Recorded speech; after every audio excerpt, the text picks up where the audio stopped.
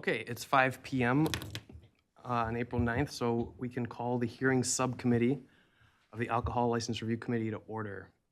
Mr. Verbeek?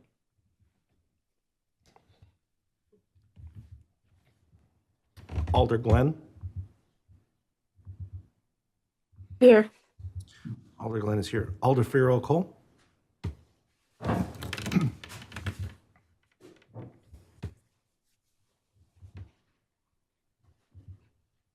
Alder Farrell Cole.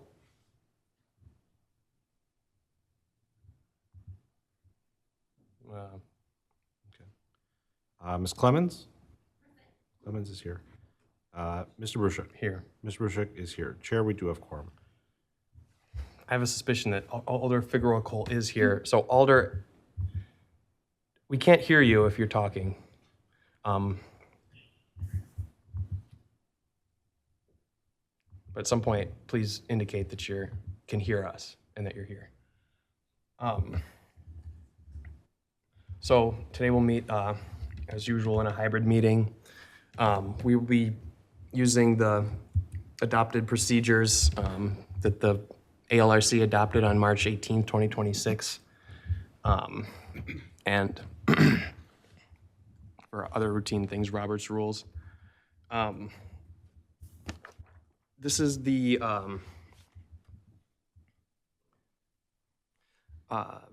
matter of City v. Fusion Smoke and Spirits. I will control the flow of the order of events. Please seek recognition before speaking. Was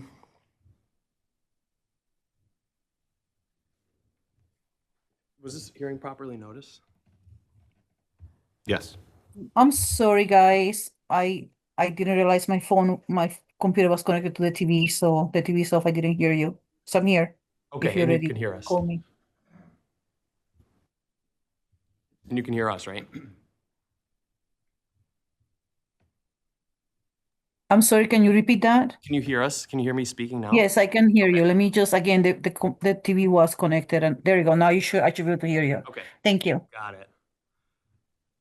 Okay, so we'll stop there. Appearances? The city appears by Assistant City Attorney Jennifer Zillevy. Your name, please. Jacob McRoberts. Okay. Are we, what's the status of Attorney Deli? He'll be here in 5 minutes. Okay. I think we can wait until then. If there is no objection.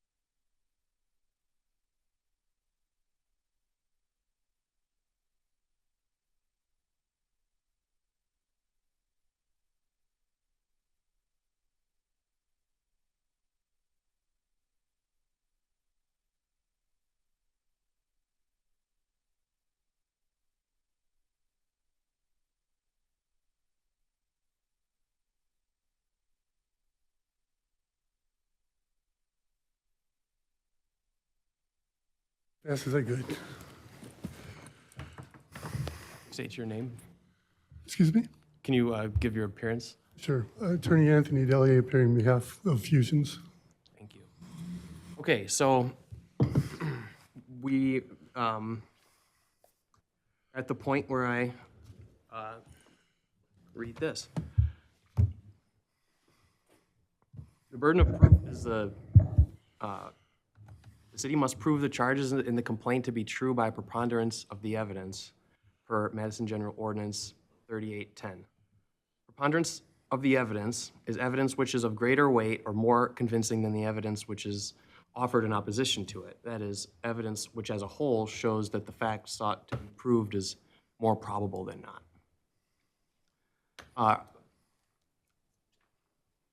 Are there any stipulations or agreements between the parties? No. No.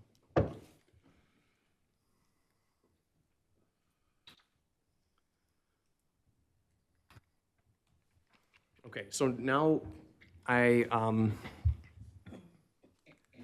ask the licensee if the licensee concedes any of the allegations or counts in the complaint. There is one. The beer. What's that? One moment, please.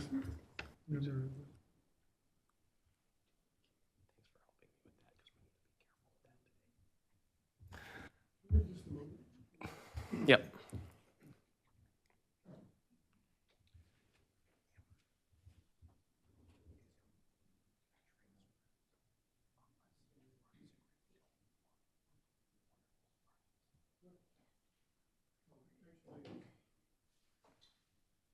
We can't concede that one either. My mistake. Okay, so there's not, you don't concede any of the counts in the No. complaint? Okay.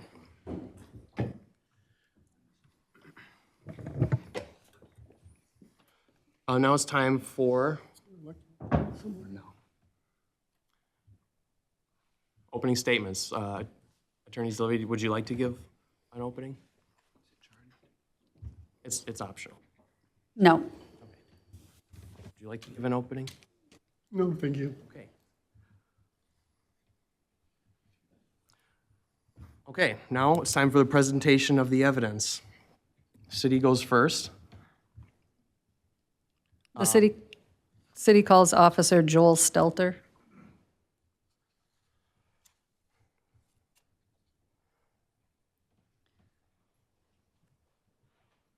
Is there a chair there? You want to do the swearing? Or I don't want to overload you.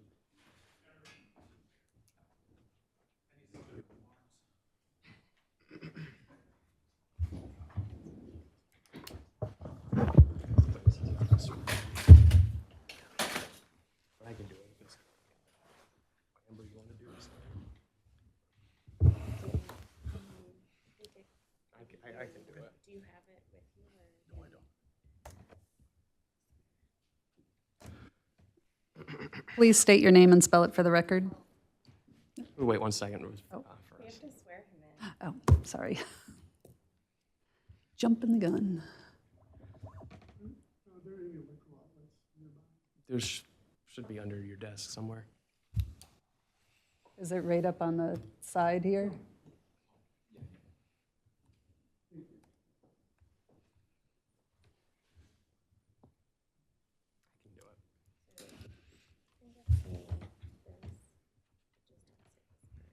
do it.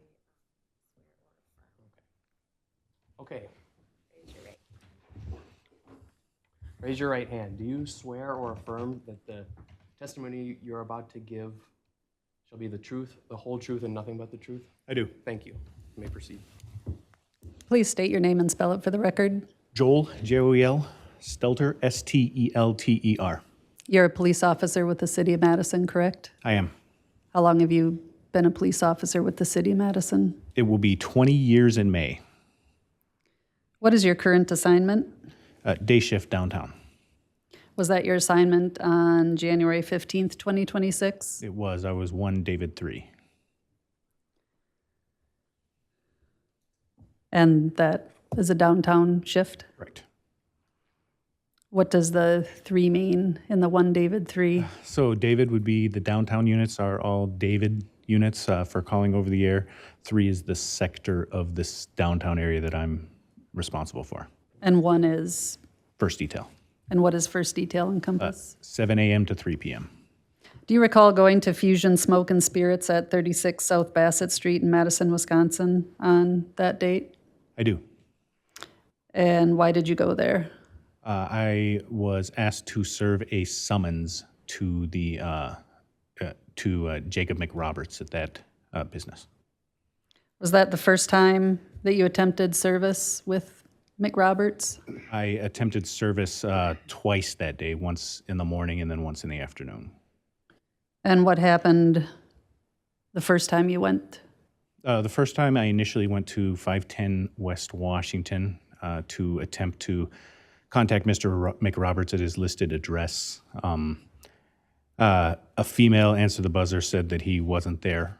I asked where he was. I was told he was running errands. And so from there, I just went directly to the shop at on Bassett. And what happened when you got to the establishment? There, I spoke to an employee who was unidentified at the time, who informed me that Mr. McRoberts was not there. He said that, I told him that I had a summons to serve him and that it wasn't going to go away, and told him that it would be best if Mr. McRoberts just got a hold of us to handle that. And then I left the store. And did you go back to the store again? I did. How much later? So my first attempt, I believe, was shortly before 10 a.m. My second attempt then was right around 1 p.m. And what happened on that visit? So I arrived at the scene with Officer Trey Turner. The same clerk who had been working the previous time was there. He stated he didn't have an ID. He did not have a valid operator's license. He said he was in the process of getting that corrected. I asked him for a verbal ID. He identified himself as Jerome Love Star. He provided me his full name, middle initial, date of birth. I had Officer Trey Turner then take that information out to his squad car, where he put Mr. Love Star's information into the time system, which returns a photograph, driving history for people who have Wisconsin IDs. Officer Turner then returned to the store and informed me that Mr. Love Star had given his correct information via the database. He was able to confirm it. And did you and Officer Turner ride in the same squad to the store? We did not. Did you park your squads in the same spot when you arrived at the store? Roughly the same area, yes. Can you describe where that area was? So it would be I'm terrible with street names, the first street immediately to the south of the shop and west of Bassett. So just right around the corner from the business. Where you were parked, could you see the business? You can see the building. I'm not exactly sure how the storefronts run. I don't think you can see directly into the shop. But you can see the store front Like the building itself. building. Yes. And so Officer Turner then positively ID'd Jerome Love Star, and he came back in to tell you that. Then what happened? Then shortly thereafter, another male entered the store from a back area. He asked what was going on. I asked if he was Jacob McRoberts. He asked again what was going on. I asked again and told him that Mr. Love Star was just served a summons for a review of the liquor license for the business. Mr. Love Star previously said that he was the only one in the shop, so that's why he was served with the paperwork. At that point, Mr. McRoberts then identified himself as Jacob McRoberts. and stated that he did have well, I guess I skipped over a little bit there, sorry. So at the time that Officer Turner was out running Mr. Lovestar to confirm his information, I informed Mr. Lovestar that he had to shut down the business because there's no licensed operator on the scene. At that point, he started shutting off the lights, and he made a phone call. I didn't hear both sides, but I did hear Mr. Lovestar ask, "Where are you?" And he started stating that he was closing down the business, and whoever he was speaking to was going to have to reopen the business when they got there. So then after that point, then Officer Turner then came in, positively identified Mr. Lovestar. The gentleman came from the back area. Had that contact with Mr. McRoberts where he stated that he was a licensed operator. He pointed out his license on the wall, provided a verbal ID because he did not have identification on him. At that point, I'd stop you for a second. Between the time that Lovestar made that phone call and then McRoberts arrived at the store, how much time would you estimate passed? it was a short time, I would say, maybe 3 to 5 minutes, I would really be estimating. Okay, and so McRoberts verbally identified himself to you when he arrived at the store. Did you positively identify him then? Yes, I then provided Officer Turner with the verbal information he had provided. Officer Turner then returned to his squad car, put Mr. McRoberts' information into the time system, was able to positively identify him. Officer Turner returns to the store, tells me that he's positively identified. I took the summons then and handed it to Mr. McRoberts. Okay. And for the committee's benefit, can you explain how the time system works? Like how you get a positive identification out of that system? Yes, so the time system is a database that we use where we're able to put person's name, middle initial, and date of birth or full name in there. And if they have a valid or even an expired Wisconsin ID, then we are given those records. So we're able to see driver's license photographs, criminal histories, driving records, current addresses that are listed through the Department of Transportation. Okay. So a photo actually appears on Correct. the system. Correct. And after you served McRoberts with the summons and complaint, what did you do? So then Officer Turner and I then left the store. And as soon as we got outside, Officer Turner looked at me and told me that Mr. Roberts had not been in the back room. Officer Turner told me that after he finished running Mr. Lovestar, he walked out onto the sidewalk of Bassett that runs in front of the address. He stated that Mr. Lovestar was walking south on the west sidewalk coming from I stop you for a second. You said Mr. Lovestar was walking? Oh, sorry, Mr. McRoberts, sorry. Mr. McRoberts was walking south on the west sidewalk coming from the area of 510 West Washington, which is his address. He says he sees Mr. McRoberts take approximately 3 steps southbound before taking a right westbound into the alley that would have led him to a back entrance of the building. Okay. Nothing further. Thank you. Attorney Delier? Thank you. So you had pulled up a picture of Mr. McRoberts before you arrived? On the first trip where I stopped at the address that he had listed in the Department of Transportation, and then at the Star, at the business where I spoke to Mr. Lovestar, previous to that, I had pulled up a time picture of him, a DOT picture. And the other officer that said he saw Mr. McRoberts, how would he have known who he was? Because after we had re-entered the building and Officer Turner said, yes, this is Mr. Lovestar, he provided us the correct information. That was the point at which Mr. McRoberts made his entrance from the back area and stated he had been in the mailroom. Right, but the officer that you said recognized him walking on the street, how would he know who Mr. McRoberts was?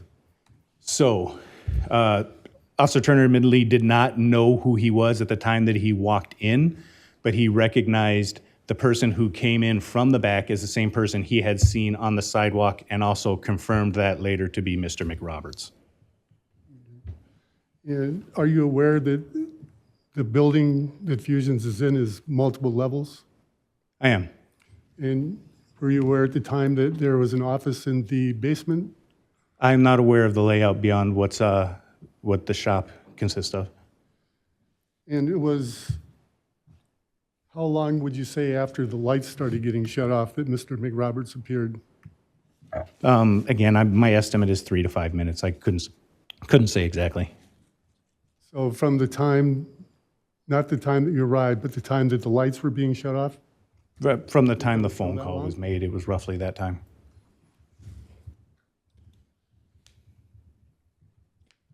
I have no further questions.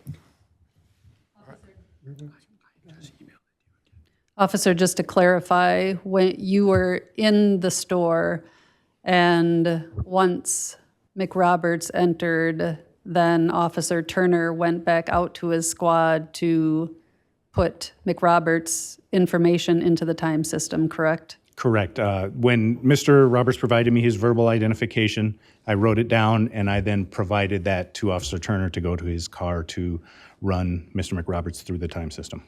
And then Officer Turner came in to tell you that that information was confirmed, that it was in fact Ms. McRoberts, correct? Correct. And that information would have included a photograph of McRoberts, correct? Yes.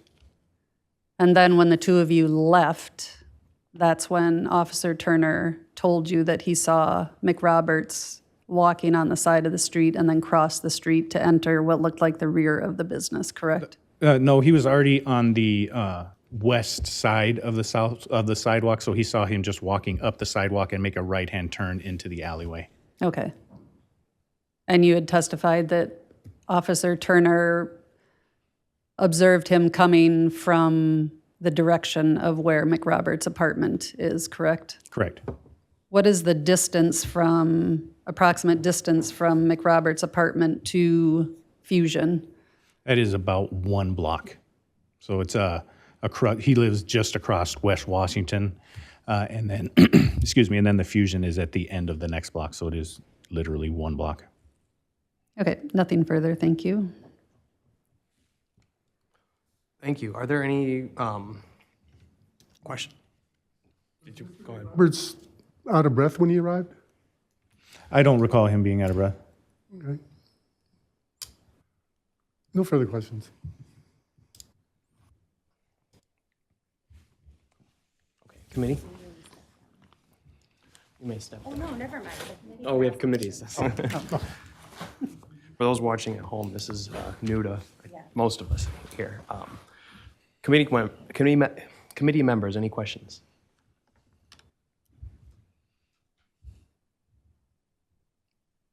Okay, seeing none, now you may step down. Next witness. The city calls Agent Nicole Zotner.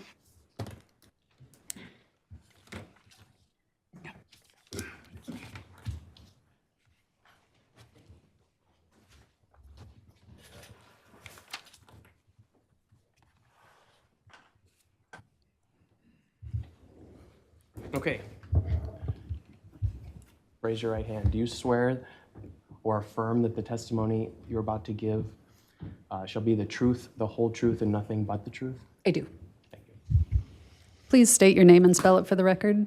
It's Nicole, Nicole, and last name is Zotner, Z like zebra, Autner. How are you employed? I'm a special agent with the Division of Alcohol Beverages. And how long have you held that position? I've been in that position since January of 2025, so just over a year. Do you have prior law enforcement experience? Yes, I do. Can you describe for the committee what that entailed? I've been a sworn law enforcement officer since 2013, so going on 13 years now. Previously, I was employed as a police officer and a sergeant with the UW Madison Police Department.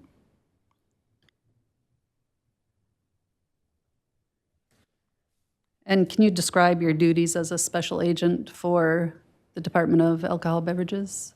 Our primary responsibility is enforcement investigation of any laws related to alcohol, primarily Chapter 125. There are some stipulations in Chapter 139 as well. Some of it involves licensed establishments, investigations related to breweries, wineries, other alcohol permitted entities, including wholesalers and distributors in the state. Were you working on October 8th, 2025? Yes. Do you recall going to Fusion Smoke and Spirits at 36 South Bassett Street at approximately 1:15 p.m. that day? Yes, I do. Why were you, well, before we get to that, were you with another special agent at the time? Yes, I was. Who was that? Special Agent Holly McManus. Do you typically go with another agent when you conduct inspections at establishments? Typically, yes, not always. It's not required, but we did on this occasion. And does this establishment, I assume, has a liquor license? Yes, I do. And how do you know that? Prior to arriving on scene, I checked the City of Madison online database for alcohol licenses that are issued and observed that there was indeed a valid alcohol beverage license issued to the establishment. What type of license is it?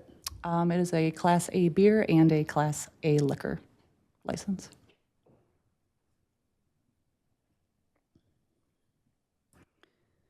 Do you know when that license expires?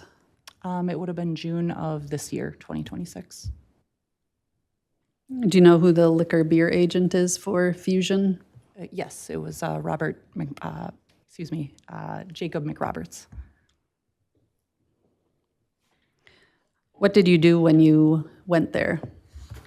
We observed the establishment was open for business, and we entered the establishment and made contact with the employee working behind the counter. And were you responding to that location just for a routine inspection, or was it in response to a complaint or complaints that had been received about the business? Yeah, so prior to our arrival at the establishment, we had actually received several complaints about the establishment. 3 had been submitted directly to our division, and then one actually it was forwarded from the City of Madison Police Department via a Crime Stoppers tip that had come in. And what was the nature of those complaints? Yeah, there was multiple violations that were alleged and complained about. Some of it was sales to underage customers, on-site consumption of alcohol in excess of tasting allowances. There was an allegation of cocaine sales potentially occurring on the premise. Did you do any research regarding the establishment when you received those complaints? Yeah, so in one of the complaints that had come in, they had mentioned their social media postings and that there might be videos that were posted online of some of the concerning behaviors and violations. I did a standard social media search and found social media accounts for Fusion Smoke and Spirits. And on there, indeed, there was videos of like consumption of alcohol going on the premise, and again, not within regulations regarding tasting allowances for a liquor store. And can you let the committee know what, if an establishment is going to have tastings, what are the parameters that have to be in place for them to legally allow the tastings? Yeah, so some of the regulations around that, they have to happen within certain hours of day. It's very regulated as to the amount that is provided to customers. It differs whether it's a wine, fermented malt beverage, or intoxicating liquor, but that is very controlled and specific to statutes of how much is able to be offered to a single customer in a setting. Can you describe for the committee what you observed in the social media posts regarding the consumption of alcohol on site? Yeah, so on premise, they appeared to be conducting somewhat of a blind tasting kind of like competition for customers coming in, where they would set up full containers of alcohol to varying sizes, put a straw in them, put some sort of cardboard box or obscure the labeling on the beverages, and then allow customers to just drink from the containers at will without really controlling the amount that's going on. It seemed to be, again, some sort of competition to see if a customer could guess what the product was that they were consuming. And were you able to observe the quantity of alcohol that was being consumed? No. When you arrived, was the premises open for business? Yes. And what did you observe upon entering the establishment? We made contact with the sole employee that was working behind the main counter, and I identified myself, informed them why we were there, and they let us know that they were the only employee behind the counter and the only employee working that day. And Sorry, could you speak just a little louder? I couldn't hear. No worries. So I made contact with the sole employee behind the counter there, identified myself, explained the reason that we were there, and the employee working confirmed they were the only one working in the store that day, or at that time anyway. did you identify that employee? Yes. And who was it? We identified them verbally as Jerome Lovestar. That identity was confirmed after the fact through our e-time system via photo ID through Department of Transportation. And what did Lovestar say to you at that time? He readily informed us that he did not have an operator's license. He recognized that he shouldn't have been having the store open while he was the only one on the premise, as he didn't have an operator's license, and then informed us that he could call his manager or supervisor to come to the store because he knew that he was allowed to be in the store and have it open. And what happened next? While he placed a phone call to what I had assumed was his manager or supervisor, we ended up closing the store. I had Special Agent McManus that was with me lock the front doors of the establishment to prevent customers from coming in and effectually close the establishment. And I reviewed the alcohol licenses that were posted in public view on the wall.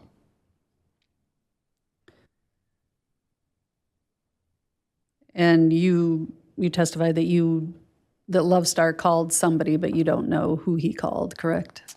Yeah, I mean, I didn't look at his phone to see specifically who he was calling. He informed me that he would be calling the manager. Yeah.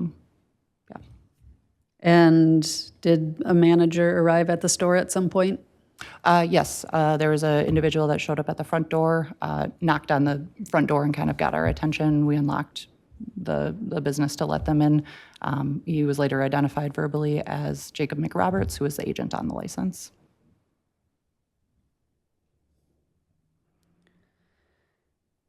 And did McRoberts say anything to you in terms of no licensed operator being on the premises? Yeah, he let us know right away that he knew there needed to be a licensed operator on the premise. McRoberts informed us that he didn't have any other employees or any employees at all with the establishment that were issued an operator's license at that time, and that he was always at the establishment. Did he say anything to you at that time about a dog? So it was not to me directly, but Special Agent Holly McManus engaged with Ms. McRoberts in a conversation about a dog because we had found a dog bed that was kind of in the customer floor area of the store. So there was conversation going on that was engaged in about a dog named Fez that was like the mascot of the store.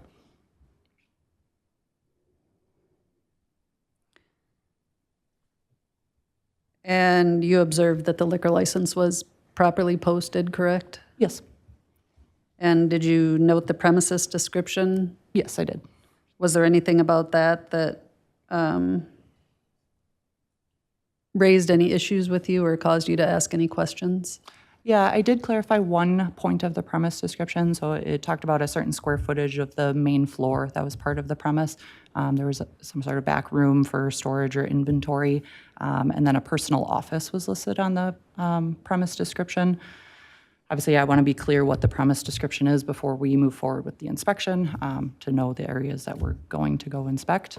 So I asked McRoberts where the personal office was or what that was, and he escorted me over to, it was like a back room, like open air shelving area that had a closed door with a mirror on it. He called it the High Roller Lounge, and then opened the door and said, "This is my personal office. That's what's covered by the license." And is that, can Can you describe the layout of the premises, like as you walk in the front door, what you see and what is there, and then in relation to that, where is this high roller lounge? Yeah, so when you walk in the store, it's a liquor store and smoke shop. So it's like an open floor area where you can see shelving where there's various alcohol beverages. They have display areas where supposedly hemp products and other paraphernalia are stored there. To your left is the kind of main customer counter where the employee was standing behind the cash register. Behind that customer counter, there's like a kind of a cutout nook area where there's like additional cabinets associated with like the back counter. The high roller lounge required you to like penetrate into the store, past the customer counter, turn left beyond that, and then there's a separate doorway. And again, it's like an open air shelving area. So the walls of the high roller lounge didn't go all the way up to the ceiling. You could see that it was open air above there, but it is like a walled off area. And then you had to go through a door, and then it was again like another storage area with a countertop and other various things associated with the store. So is there a separate door to get into the high roller room? There was, yeah. Yep. I specifically remember there's like a mirror that was right on the door. So And was the door locked at the time? I don't believe it was, but I guess I don't specifically recall if it was locked. And once you entered the high roller lounge, what did you observe? So after we clarified what the premise description was by him showing me the high roller lounge, we initiated our inspection of the premise. So that means going through shelving, inspecting boxes, looking at paperwork, things like that. So some of the things I immediately identified was there's copious amounts of green leafy substance in the store. This is a smoke shop. Initially assumed maybe it's hemp product, so we continued with our inspection. I did observe other items of paraphernalia. There's like glass smoking pipes, scales. There was a grow tent that was in the back high roller lounge area. And then under the counter specifically, there was vacuum sealed bags that we ended up finding what I believe to be psilocybin mushrooms contained within.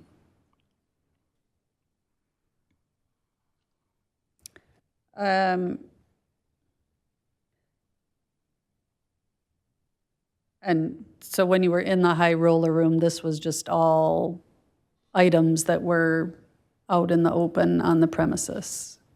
Yeah, so one side had like a back shelving area. So there's shelving with several cardboard boxes labeled with, there was some alcohol storage boxes of like alcohol brands.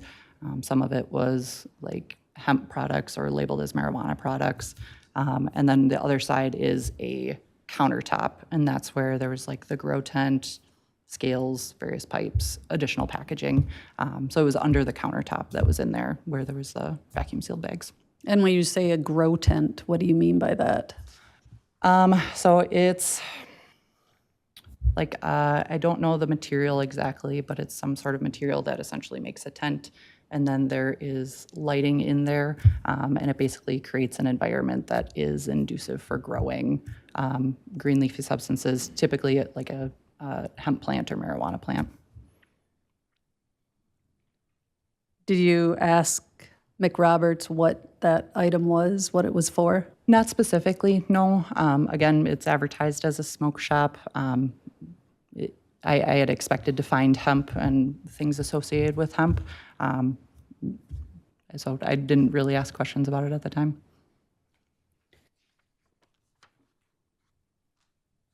And I think you testified that you, in addition to green leafy and what you thought might be hemp, you also noticed marijuana products?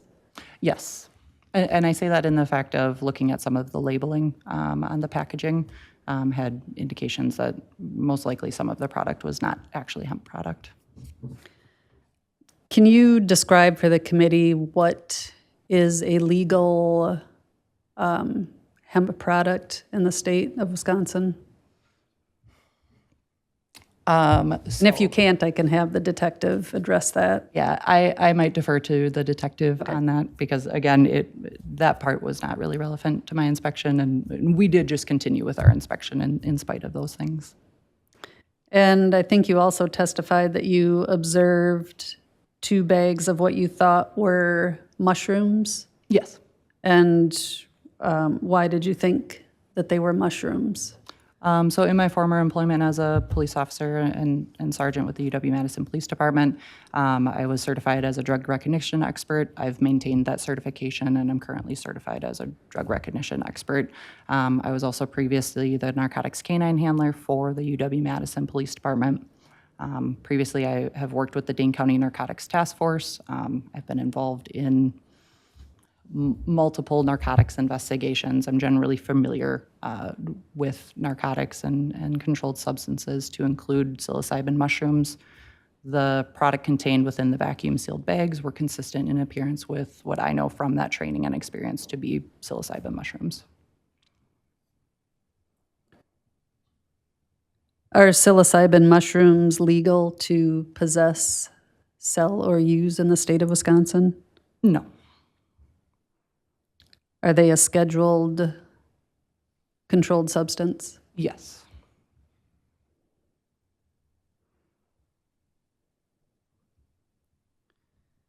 Did you ask McRoberts about the suspected psilocybin mushrooms that you observed? I did, yes. What did you ask him? I asked him specifically if he knew what they were or where they had came from. McRoberts made statements such that he didn't know where they had come from, wasn't sure what the product was, how it had ended up in his store.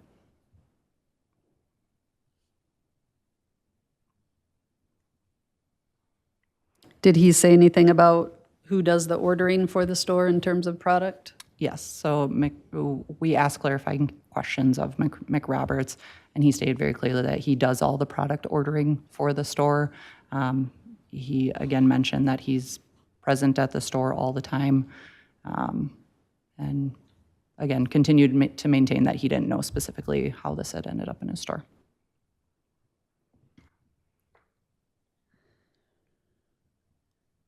After you observed the items of drug paraphernalia, the green leafy substances, and the suspect's psilocybin mushrooms, what did you do? So we opted to cease the alcohol inspection at that time because we believed there was probably criminal activity going on within the establishment, and that we were probably going to continue to uncover evidence of such in an effort to preserve any sort of criminal investigation that this might result in.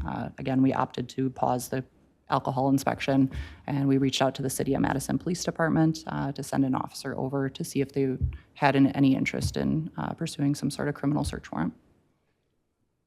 And do you recall officers arriving on scene? Yes. And did they obtain a search warrant? The officer that initially arrived on scene did not, but they helped facilitate contact with the Dane County Narcotics Task Force, and a criminal search warrant was pursued and ultimately obtained. Did you assist in the search warrant execution? Yes.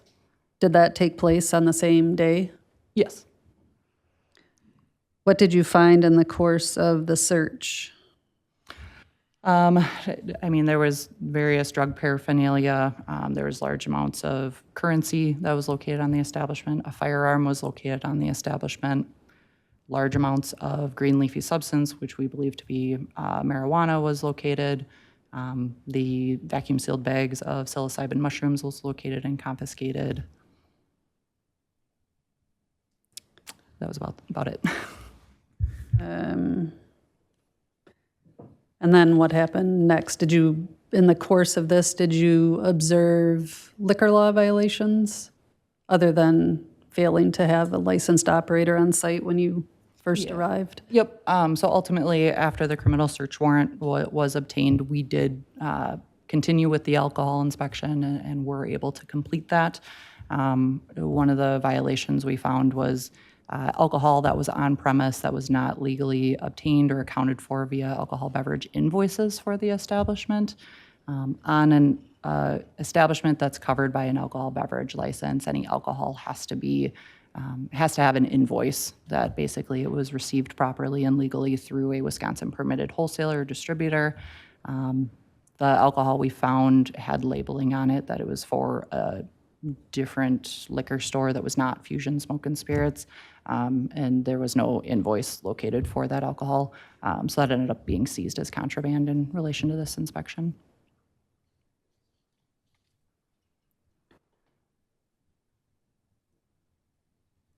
Anything else of note in your participation in the search? I don't think so, no. Okay. No further questions.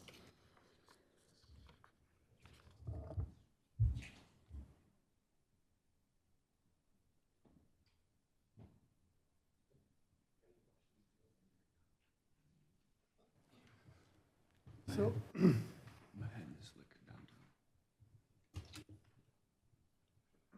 there were, I'm sorry. Let's start with the alcohol that you found.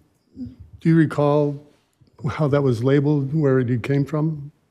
Are you talking about specifically the alcohol that we confiscated? Right, Yep. So it was labeled as Mahen's Liquor Store downtown, okay. or Mahen's Liquor, something like that.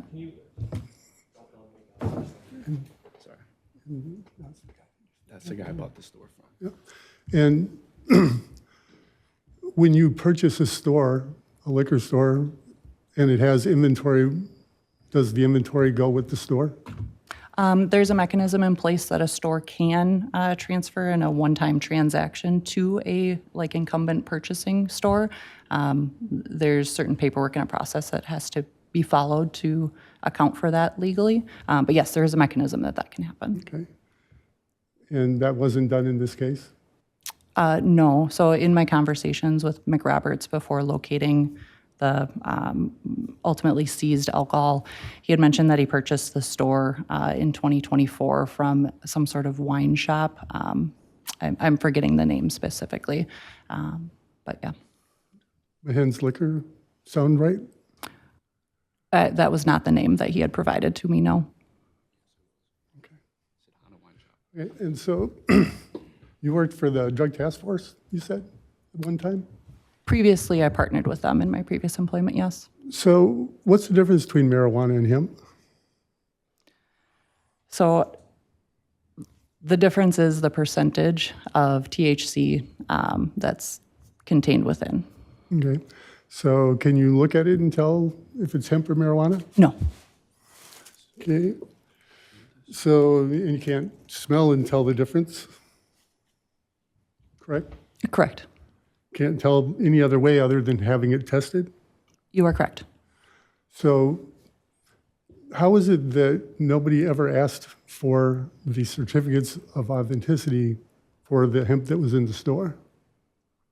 It was not relevant to my alcohol inspection that we were conducting. And again, observation of those things, we continued as normal, operating that it might have been legal substances. Okay, and so you know that if a bag was labeled 23% THC, that doesn't necessarily mean it's over the 0.03? I wouldn't be able to know that just by looking at something, no. Right, so as long as, if the label breaks down the various types of THC, you would know to look to see if it was 0.03 or greater? That could certainly be something that we observe, yes. Okay.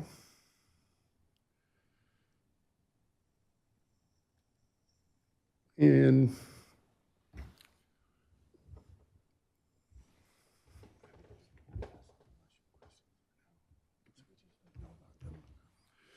the bags or whatever the mushrooms were in, did you say they were in some sort of a growing box or something like that? The psilocybin mushrooms were in vacuum sealed bags underneath a countertop. So they weren't like out in the open? They were, like I said, just sitting on the ground underneath a countertop. Okay. When you entered, or, okay, just a second. That's not right.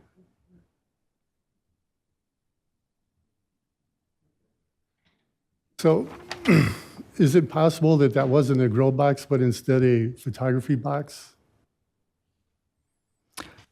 I guess I am unsure when it's partnered with the other drug paraphernalia that was observed, especially the green leafy substance, things like that. And, These were observations I had made. and the drug paraphernalia, are you talking about the drug paraphernalia that was for sale out on the counters? What drug paraphernalia? Some of it was for sale, yes. Right? And so you wouldn't know if it was a photography box or some sort of a grow box, correct?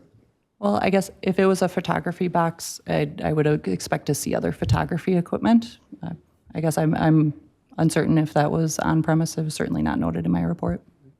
Can you approach the witness?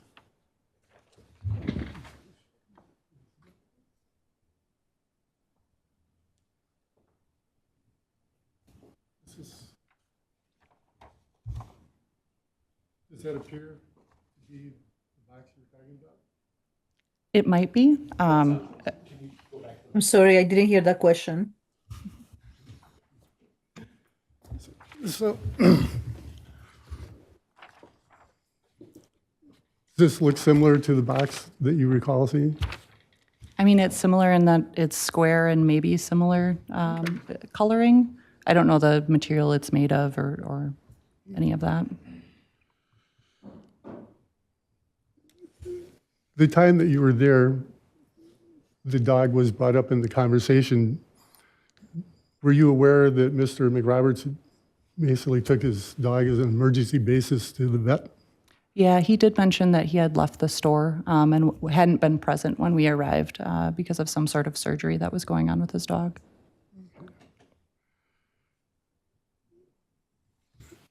And so, would it be fair to say, underneath the table that held what was believed to be a grow tent, were located 2 large plastic vacuum-sealed bags containing what was suspected to be psilocybin mushrooms? I believe that's an accurate statement. Okay.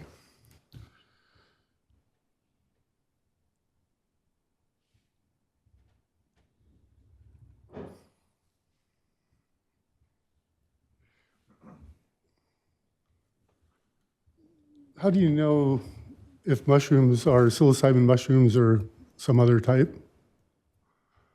As far, typically formal lab testing is done as part of a investigation into those types of violations.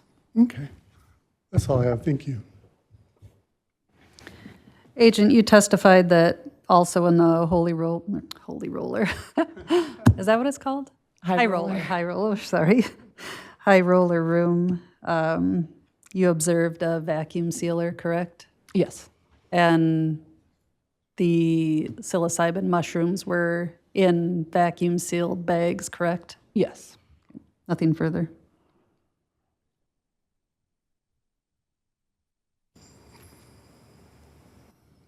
I have no questions. Committee?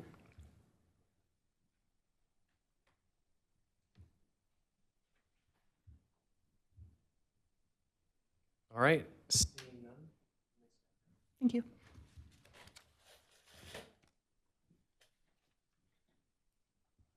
Next witness. The city calls Detective Adam Kneibler.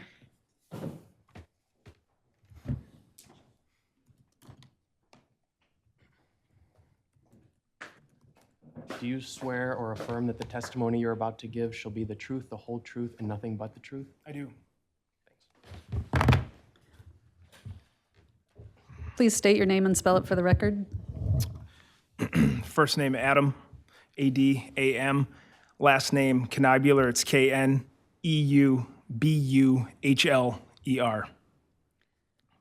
And you are a detective with the City Madison Police Department, correct? Yes.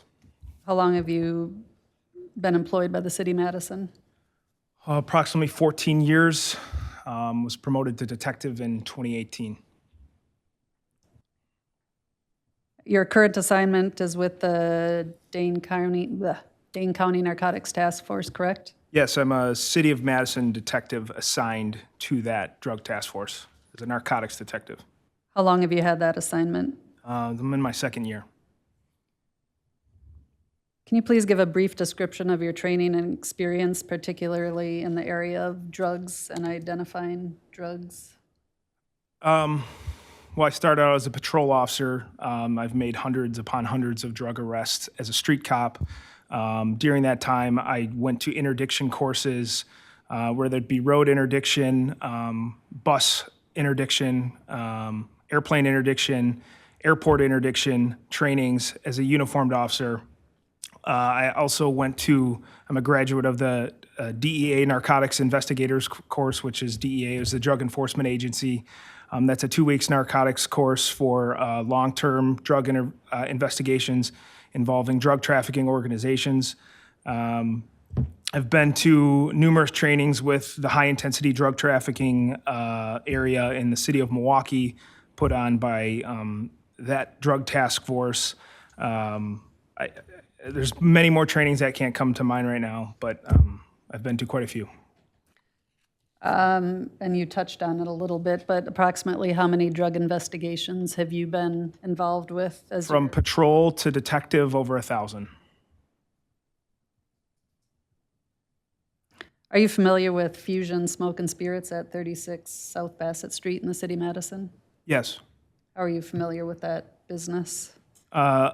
Up until October 8th, I was not, but I received a phone call from the lieutenant of the narcotics task force who was contacted by Special Agent Zotner and MPD Patrol about large quantity of psilocybin and marijuana that was suspected to be illegal marijuana found inside the store that came from fruits of a Department of Revenue alcohol inspection. Did you go to Fusion Smoke and Spirits that day? Yes. And what did you do when you got there? I immediately walked in, saw Mr. Love Star seated behind the counter along with the owner, Mick Roberts.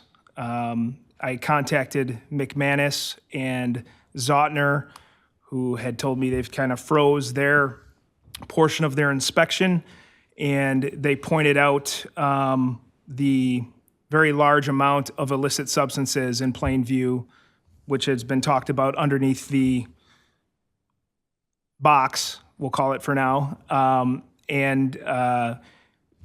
I walked in, you could see psilocybin behind the counter, just right behind where the customer states, large quantities of it. You could see it. You could see it in the shelf behind that counter in a separate storage room.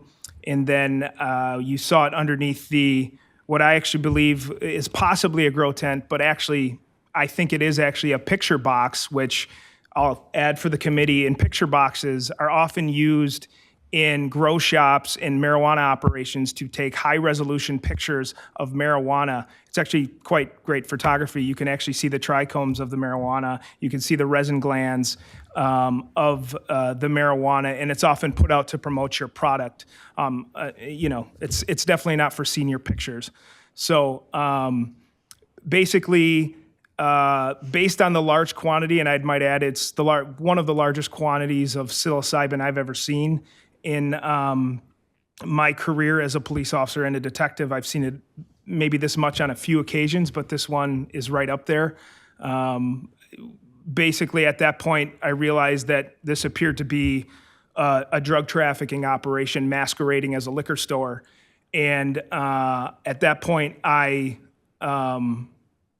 started to draft legal process as quickly as I could for not only the store or the premises of Fusion Smoke, but also the residence of the owner, Jacob McRoberts. Okay, so you are the one who drafted a search warrant, correct? Multiple search warrants, yes. And for the committee's benefit, can you explain the legal requirements for obtaining a search warrant? Probable cause is the legal requirement, and for the committee, probable cause, I say best described in layman's terms, is more than a hunch, less than certainty. Probably something, criminal activity is occurring based on specific and articulable facts, based on a totality of circumstances that a reasonable person would believe that a crime is committed, is about to be committed, or has been committed. And once you draft the search warrant, the search warrant request, what's the process for actually getting a search warrant? Depending on the time of day, they've gone to a system where you once you complete the affidavit, you will get a notary to notarize your signature. You will send it to a repository email where Dane County judges will pick the warrant out of the email system and review the warrant. And if probable cause, if they believe, based on their experience as not only attorneys, but judges, that there is probable cause to believe that a crime has been committed, they will sign it, send it back to you, and then you will serve the warrant within 5 days. You have to execute the warrant within 5 days. And when was this search warrant executed? On the same? I don't know the exact time, but it was within an hour or two, at least the first one, of my arrival. And was McRoberts present when the search warrant was executed? He may have actually been in a squad car at that time, so present, but not inside the store, but he was taken out and placed in the back of a squad car. And you're the primary detective on this case, correct? I was assigned, yes. And can you briefly describe the layout of the store? Nikki Zotner did a pretty good job, but you'd walk in. I remember everything to the right and straightforward was either liquor and or devices used for smoking, and for the committee, drug paraphernalia is only drug paraphernalia when a smoking device, you can prove that that device was utilized for ingesting illicit substances. So a smoking device, such as like a bong or anything, that in and of itself is not illegal. So there was, I remember a glass container or a glass kind of display case with quite elaborate, whether it be bongs or smoking devices, kind of glass blown objects. And then the rear, I remember if you look straight ahead from as you enter in the door, there's kind of a cooler where, you have glass doors. To the right, you had kind of your beer. You had various places where there was bourbon and on the shelf. To the left, you have the customer service desk, if you want to call it, with a POS system. Behind that, you have where Mr. McRoberts and Love Star were seated when I got there. There's another room in the back that contains like you go off to the right, it's more of like a storage area. Prior to that, there's that red kind of glass door, which I know Ms. Zotner mentioned a mirror. I don't remember a mirror, but I could be wrong.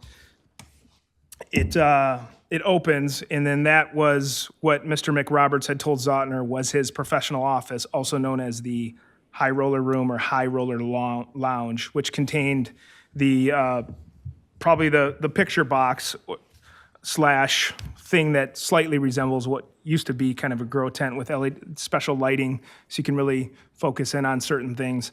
And that kind of goes back slightly deeper, I would say, 10, 15 feet. And when you are executing a search warrant like this and you see products that you suspect may be illegal controlled substances, are they seized then and field tested later, or how does that work? So the process is usually first a seizure when you suspect, and then they are field tested using either a true narcotic spout, a Mecki reagent test, which is a presumptive positive test. Then after that, you still need confirmation, so you usually take it to the Wisconsin State Crime Lab, and they will tell you if it's THC or not.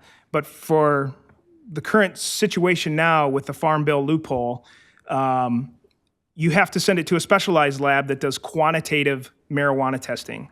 This quantitative testing focuses on one thing. Is it 0.3% Delta 9 THC? Is it below that or is it above that? If it's below that, not our business. If it's above that, it is illegal in the state of Wisconsin. So that quantitative testing primarily is done in the country through NMS Labs in Pennsylvania. It's one of the premier labs in the country. They do all sorts of testing related to narcotics, drugs, substances, poisons. The Dane County Medical Examiner's office uses that lab quite frequently for various things that come out of the medical examiner's office. Can I stop you for Yeah, a second absolutely. there? And you talked about this 0.3%. For the committee's benefit, can you explain the Farm Bill? And because there are certain hemp products that are legal, correct? Yeah. So to be classified as hemp, it has to be 0.3% of Delta 9 THC. Now, there's all sorts of things called Delta 8. There's called THCA. There's all these different things. For this committee and the purposes of my job as a law enforcement officer, the only thing we care about, matter of fact, generally we don't enforce this stuff because it's just so everywhere. But I got called to this place, so the question is, the only thing that matters is what is the Delta 9 THC content. If it is over 0.3, it is good old-fashioned illegal in the eyes of the state of Wisconsin lawmakers, and until the legislator does something different, it is illegal. If it's 0.3 or below, we don't do anything about it. But you can't find that out until you do quantitative testing. Okay. And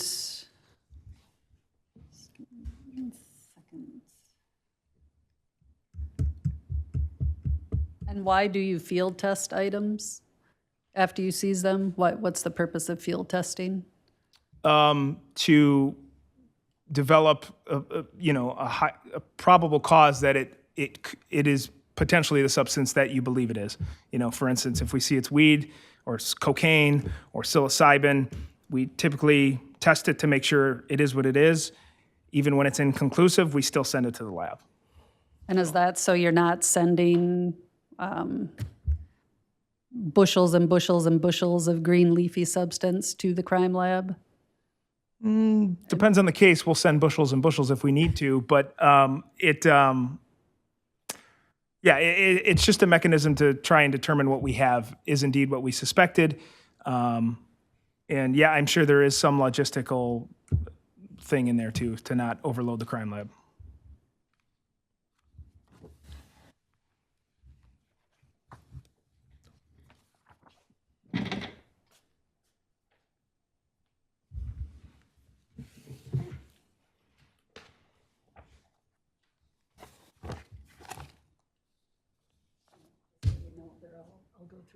Oh, okay.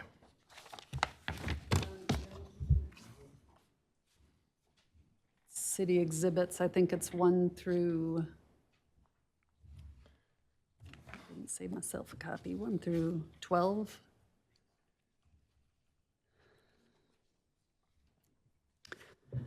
I'm showing you what's marked as City Exhibit 1. Can you identify that? Yeah, this was a picture taken from one of the many different packages of what we know to be illegal marijuana now. But at the time, just a bag of green leafy substance. And these photographs were taken at the time the search warrant was executed, correct? Yes. And if you look at this exhibit, I see that it says on there marijuana product. Would that mean that it is in fact marijuana and not the legal hemp? Well, that's a clue. You have to understand. So, it says THC 23.34%. For me as a detective, I look at that and I don't come to any conclusion because, this is just packaging. We don't know if this packaging was from some other place. Did we just reuse a bag over and over and over again? Ultimately, this here, based on the totality of circumstances, is enough to seize this item. Ultimately, we're going to have to get it to NMS Labs when we're talking marijuana cases right now. I think that all comes to an end, at least this could be just in my brain, in November of 2026. That loophole is going to be closed, so it doesn't matter what it is. It's not going to be allowed in the state of Wisconsin, but that's to change potentially. Who knows? But for me, all this packaging, this 23 point, it does, from past investigations, this does sort of, if I had to bet, yes, this is illegal weed just by if this packaging was similar to this, but you can't say for sure until you actually have it tested. Typically, what you see with regular old hemp, they will be very specific about their Delta-9 content in there and say 0.3 Farm Bill compliant, blah, blah, blah. But again, that's not a guarantee. Especially, a lot of this stuff comes from Michigan, Illinois, California. These are states where it's legal, and it turns out once something becomes legal, all these illegal drug dealers who, decide to sell drugs, turns out it becomes harder to profit when you have to deal with state regulatory agencies, pay fees, things like that. So these people who made profits, not because they're good, savvy business owners, it's because the illegality makes the profit. They then start shipping to illegal states. So it's not uncommon to see things come from Michigan, California, Arizona. So you'll have these illegal dealers in Wisconsin go drive to get those. Obviously, it's a better deal because the quantity is just there in Michigan, but it's just something to keep in mind and think about when you look at these packaging. But like I said, ultimately, for my job as a law enforcement officer, I don't care where it came from. I don't care what it says it is. You can't tell what it is by any packaging. The only thing is what is the Delta-9 content? And that is determined by NMS Labs. And everything that was seized from here, every item of green leafy substance that we took tested way over Delta-9 0.3. So it's illegal. And going to city exhibit number 2.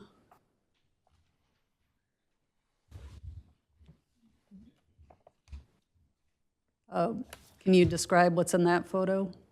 Yeah, this was one of the storage areas. These little nuggets here were all in I don't know. Typically, I see cereal in these, but I guess these plastic containers was one section of a chunk of green leafy substance, and this was samples of these were sent out of this chunk was sent out to the lab, and they tested positive for a Delta-9 content well over 5%. And when you are going through and seizing things, do you, for example, with these 4 containers, do you seize the containers as they are? Like, do you just take those 4 containers and? It depends. Since these oftentimes when you have, usually when we go into a drug house, they have it in a shoebox or they have it stuffed away in some secret compartment. It's in one area. A place like this, apart from where the liquor and the beer was, there was drugs everywhere. There was marijuana here, marijuana there. There was THC butter or batter or concentrate, wax, whatever you want to call it, which is a high concentrate, potent THC, might I add, that also tested way over the legal limit. There was psilocybin behind the counter. There was psilocybin underneath the box. There was psilocybin, on one of the employees, a small amount. There was psilocybin. It was a psilocybin party, okay? Like I said, one of the largest. You just don't come across this unless you're into a place where there's an organized distribution of large quantities of psilocybin. And going to city exhibit number 3. Can you identify what's in this photo? So yeah, this is the infamous box. We have we have vacuum sealed bags underneath, one of which it's hard to see, the middle one, but the one on the left and the one on the bottom right is vacuum sealed psilocybin. This psilocybin tested positive for psilocin and psilocybin. Both are Schedule 1 controlled substances. So right out in the personal office of Mr. McRoberts, also known as High Roller Room. You can see smoking devices in the back, but again, I wouldn't classify them as paraphernalia yet unless you can confirm that there is an illicit substance residue on it like that, which can be counterintuitive to some, but yeah. And again, the picture tent, which might I add again, is from my experience, I typically see some of the best photos of weed you'll ever find taken in those things. And going to city exhibit number 4. Can you identify what that is? Vacuum sealed cakes, mushrooms, psilocybin, psilocin. Usually they have psilocybin and psilocin in these when these test. White albino shrooms, you can call them. These are, Schedule 1 controlled substance. What is cakes? Just a slang term often used. It's a term from maybe mycology, which is a branch of biology dedicated to the study of fungi, spores, mold, particularly focusing on its genetics, its biological origin, things like that. And were those mushrooms field tested? They were field tested. The presumptive test was positive. They were also taken to the Wisconsin State Crime Lab and tested positive for psilocybin mushrooms and psilocin. Okay. And going to city exhibit number 5. Can you identify what that is or what that shows? Not 100% sure if it's the back end of the high rollers room or the room behind that. But yeah, you see, what you can see is THC carts, probably pre-rolled THC, I don't know, joints, cigarettes, whatever you want to call them. There is another one of those plastic containers containing a green leafy substance. Of note, these carts, there was a whole host of carts, different brands, Muhammad's, there was different, which is a California brand that almost always tests positive for THC over 0.3 in my experience, but a sample of these carts, which this particular photo doesn't have the largest quantity of carts that were taken, but these carts were a sample of one of the big batch of carts that were all the same brand, same boxes, were tested at NMS Labs and were way over the legal limit. And when you say cart, is that slang for something? Well, it's THC carts, so it's like when you look at it, it'll almost look like oil, but oftentimes they're used in like vape devices and or, various smoking devices, some of which require batteries and things like that, and charging and Does cart stand for something? cartridge. Oh, cartridge, okay. And city exhibit number 6. Can you identify what's in that photo? I don't know. I think that's commercialized packaging. I don't recall if there's, there's these commercial, kind of like Mylar. I think they're called, Mylar bags. Sorry, I don't deal with weed as much anymore, but Mylar bags and like commercial packaging where you'll have, they're usually pretty colorful. Muhammad's is a popular one. Different other places in California, you get these. You just get marijuana packaged nicely and neatly, and it's very commercialized. It's a big business. Is that how the legal products typically come, like just loose, and then the purchaser packages them?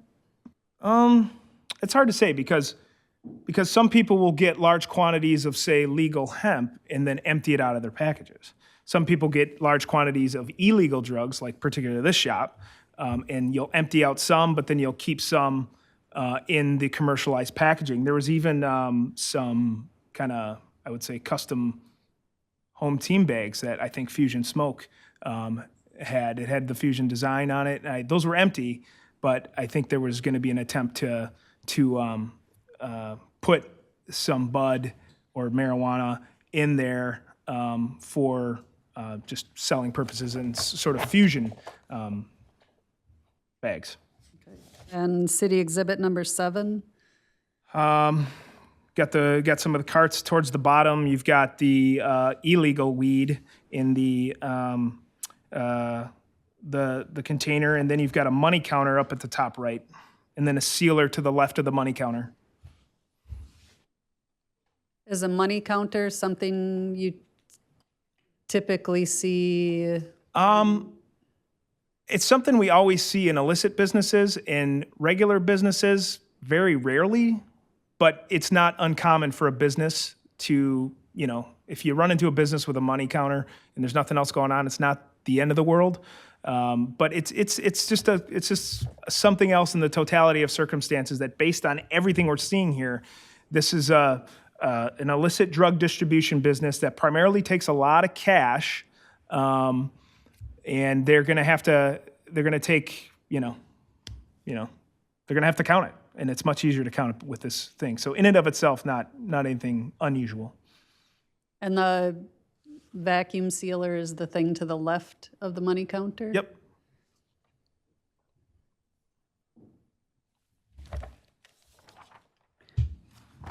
And going to city exhibit number 8, can you identify that? Yeah, this is the front counter. This is the very front counter. There's glass with some lighting that displays. What you see here in these, I guess, sort of miniature mason jars is THC wax, also known as THC batter, THC concentrate. Samples of this wax was taken and sent to NMS labs, and the sample, unsurprisingly, proved to be illegal, Delta-9 THC. Well over 0.3% Delta-9. And this was on display front of the store. So the minute you walk in and look to the left, you can see this display right here.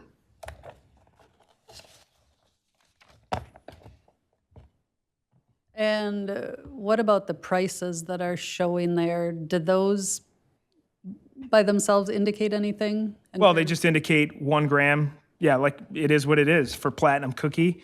And you'll have these kind of creative names and different flavors and stuff for a lot of this stuff. 1 gram, $20, 3.5 grams, $40, 7 grams, $70. And, I'm not super up on the prices these days, but oftentimes THC concentrate, it's a very small amount. You can get really high. The THC Delta-9 in that, oftentimes people want that stuff because it's concentrated and it's pretty potent. And city's exhibit number 9, you identify that? Yeah, this is the front counter, and this is, lower tier, mid tier. That could just mean mid tier marijuana, lower tier marijuana. I'm not sure what the marketing is there. You've got the commercial packaging stuff, mid level. This marijuana too from the front display was tested, and it was illegal according to state of Wisconsin law. Yeah, so what you'd see is when I first walked in, behind this counter is your 2 employees that were there. Well, not employee, but Mr. McRoberts was sitting there, and then his partner, Jerome Lovestar. And city's exhibit number 10, what is in that photo? It's oriented here. That would be, looks like underneath a foldable table, just more flour and more psilocybin. That might be, based on my recollection, a closer photo of underneath the tent, the square tent. Psilocybin on the right, as you see it, and then more psilocybin in the bottom left of the photograph, and then you see the flour, at the time suspected flour, but now, as we know, illegal flour, in the middle of the photo. And city's exhibit number 11, you identify that?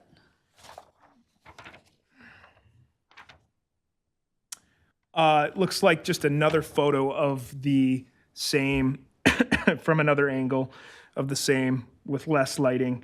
Again, right as you walk in Mr. McRoberts' office, this would be directly down, looking to your right. And city exhibit number 12. What does that show? We've got some of the commercial stuff in the brown bags.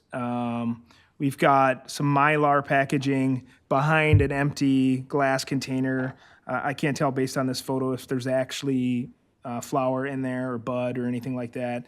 But different boxes. We've also got some alcohol boxes there intermixed with I think we got a little Jose Cuervo there on the left. Unsure if it's opened or not, but. And it looks like, are those labels that are like on the round? Yeah, it looks like, sorry, I didn't pay attention to that. It looks like a roll of, sticky labels that have the sort of California marijuana THC symbol on it, but that sometimes doesn't really mean much. Again, you have to test the substances that are on. Packaging's just packaging.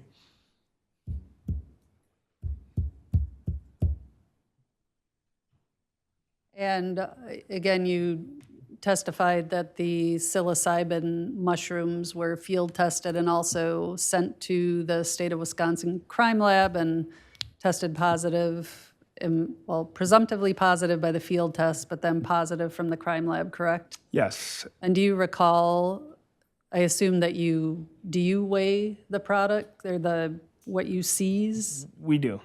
And do you recall? Sometimes it can be so much that we don't have the capacity, but for this particular case, we were able to weigh the psilocybin.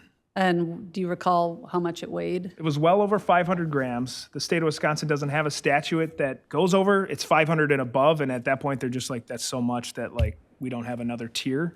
I believe it was approximately 2 kilos of psilocybin. So a kilo is roughly 1,000 grams. So I believe we were close to the 2,000 mark at that point, which, based on if you're a heavy user or a episodic user, you'll have anywhere from 600 doses to 4,000 doses of psilocybin for that quantity. So it's definitely something that's not someone's personal use. It's definitely a quantity that pretty much one would conclude that is for distribution purposes.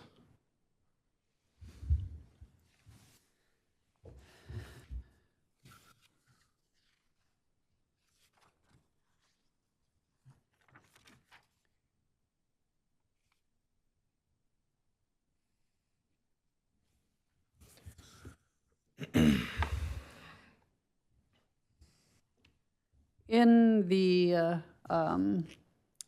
items that ended up being tested and tested positive for having an illegal amount of THC in them, were those all confined to one area of the store, or were? No, I specifically took samples from each area as to not, because I'm thinking, there could be some hemp in here, but but I wanted to make sure, let's get something not just from one little nugget and call it a day. Let's get a sample from each area that had large quantities of marijuana or suspected marijuana at the time to make sure that we don't miss anything.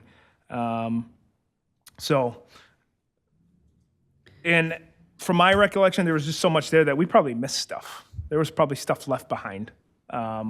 Commercial stuff, like the packagings, it's just at some point people have to go home, and we could have been there all night.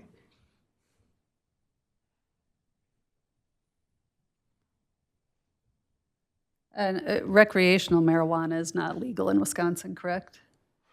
Well, as I kind of testified to earlier, the only thing that matters is what is the Delta 9 THC content?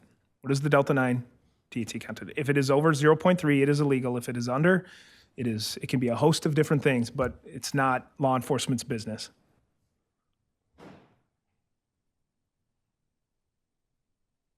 Was any cash recovered during this search? Not only from the store, but from personal bank accounts. And Do you recall what denominations of cash were found? I don't recall the denominations on the store, but there were brown bags labeled that had different, whether it be days, names of people that where cash went, and they were separated from each other. They were thin, sort of brown packaging, probably a foot long, that cash was stuffed into. Does that indicate anything to you based on your training and experience in narcotic trafficking? In and of itself, no, but based on the totality of circumstances, I've seen this before in, again, illicit businesses, drug distribution, cash only, paying employees only in cash, things like that, which is a whole nother separate issue, but not my purview.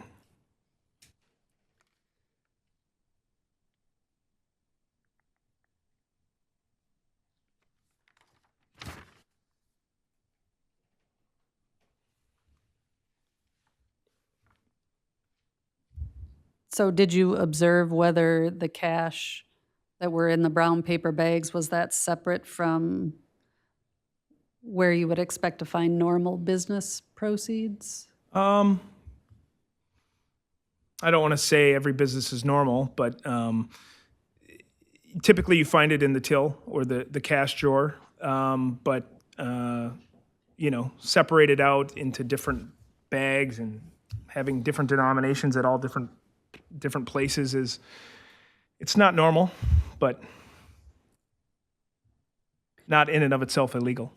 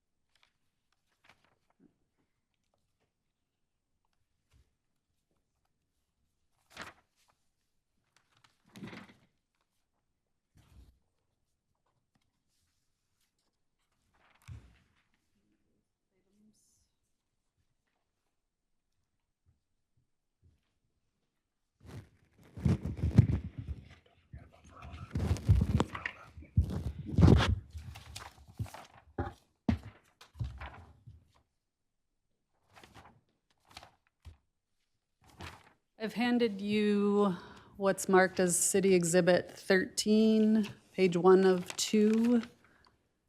Can you identify that document? Yes, this is a confidential report of laboratory findings that's authored by the Wisconsin State Crime Lab. This was from their Controlled Substances Department. This was reference a sampling of the 6 locations, a sample sent. Actually, it's not a sample. We took the whole chunk of material. So if you saw, we had a roller cart with like 4 plastic bags on it. We had another area that had vacuum sealed bags of flour and psilocybin. We had various spots throughout behind the customer counter with marijuana on it. These were grouped into evidence items 1, 3, 4, 5, 6, et cetera, and they were taken to the state crime lab. I don't see the tag numbers that they have, but they wouldn't have that. That's going to be an in-house MPD tag number.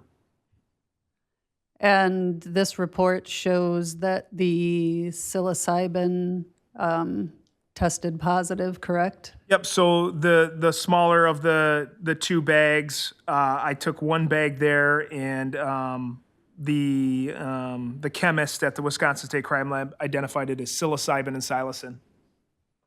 So you'll see that at the very bottom under item number 1, that's the weight of 913.9 grams plus or minus 0.3.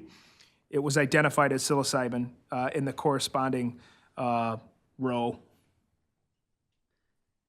And you also testified that when you take the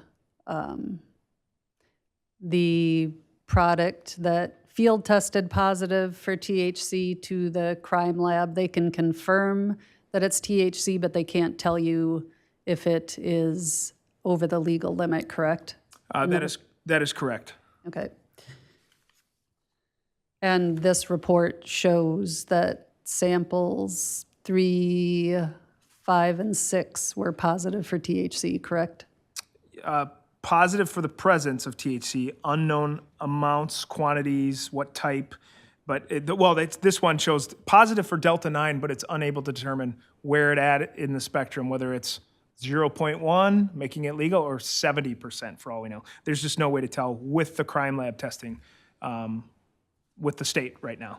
And you touched on it earlier, but since we're now going to look at City's Exhibit 14, that refers to the lab that you testified about earlier. And can you explain, based on what you received from the Wisconsin crime lab, why did you send samples to this lab? Yep. Sorry. As again,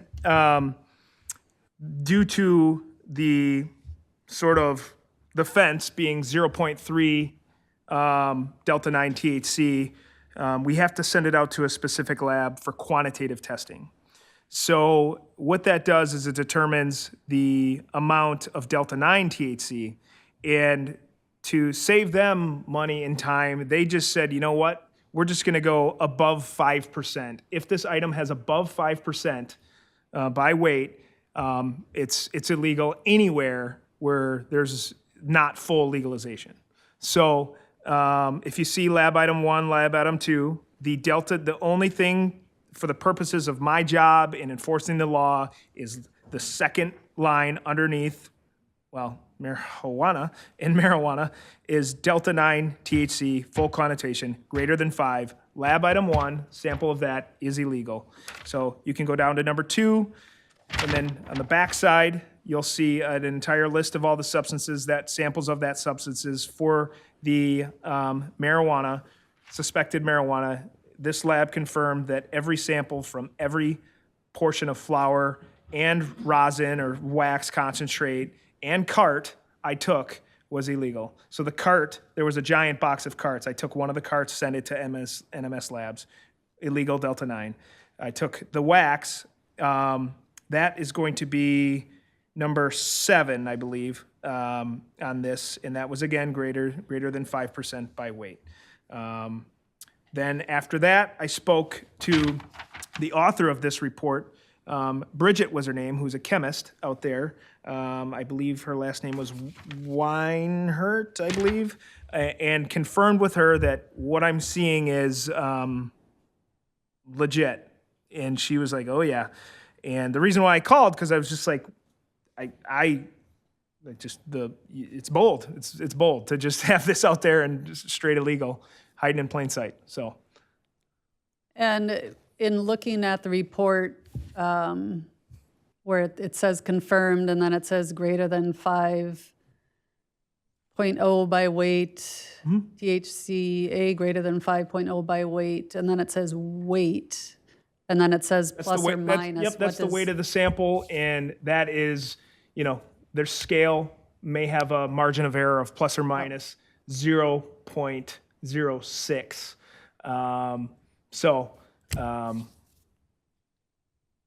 Yeah, that's pretty much it. It's pretty straightforward. And again, for the purposes of my job and criminal investigations with the district attorney's office, the Delta-9 THC line is the only thing anybody cares about in those two worlds. And again, every one of these samples confirmed that the product contained an illegal amount of THC, correct? Correct. Delta-9 THC, because there's a whole host of different kinds.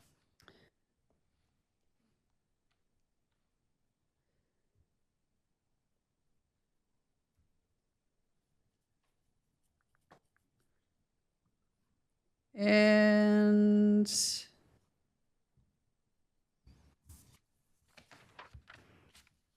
given the location of all of the product that you seized and tested.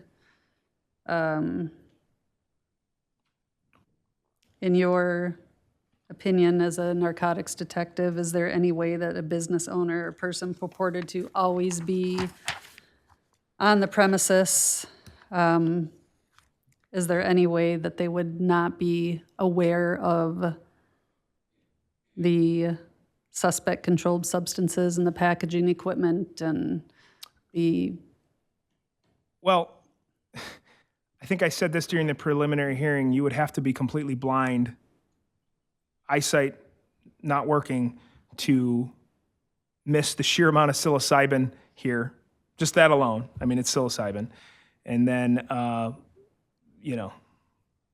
there's flour everywhere. Of course, the game is right now is, oh, I thought it was THCA, less than 0.3. I didn't know. But, that's what we see time and time again. Maybe there's some people that are, duped by it, but based on his history, and the tips we received from this place, not only selling to underage people, I think there was a tip about a underager that was hospitalized as buying alcohol there. There was, we've had.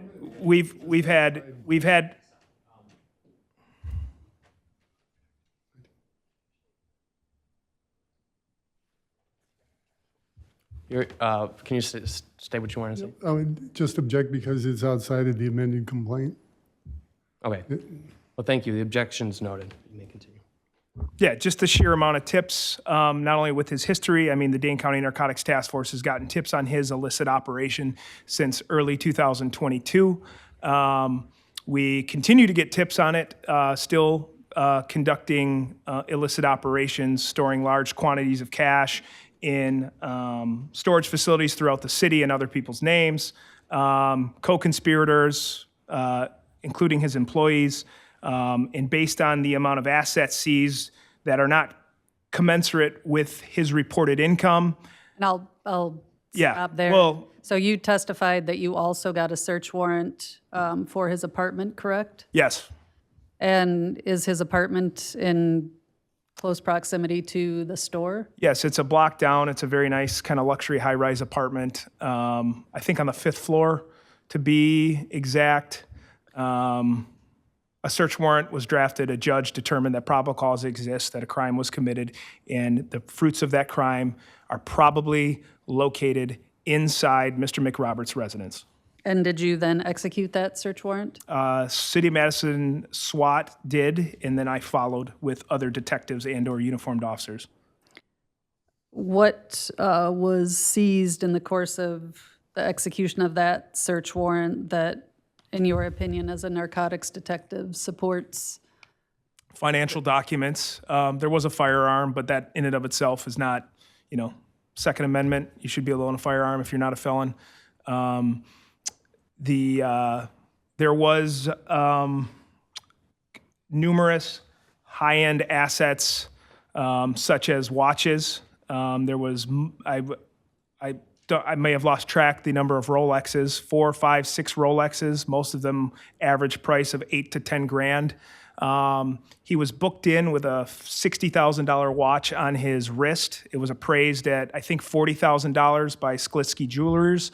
You total up just simply the assets in jewelry, it's more than what he reported to make, combined with his income in his Summit Credit Union account, that it's just not commensurate with the reported earnings, let alone who knows how many employees he has, because he wouldn't identify his employees.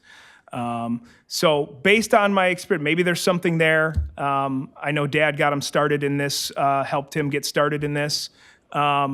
When you say he wouldn't identify his employees, what do you mean? We asked how many people he employed, and he didn't want to talk to us. He wouldn't give us the employees' names, and he asked for a lawyer, which I'm all for.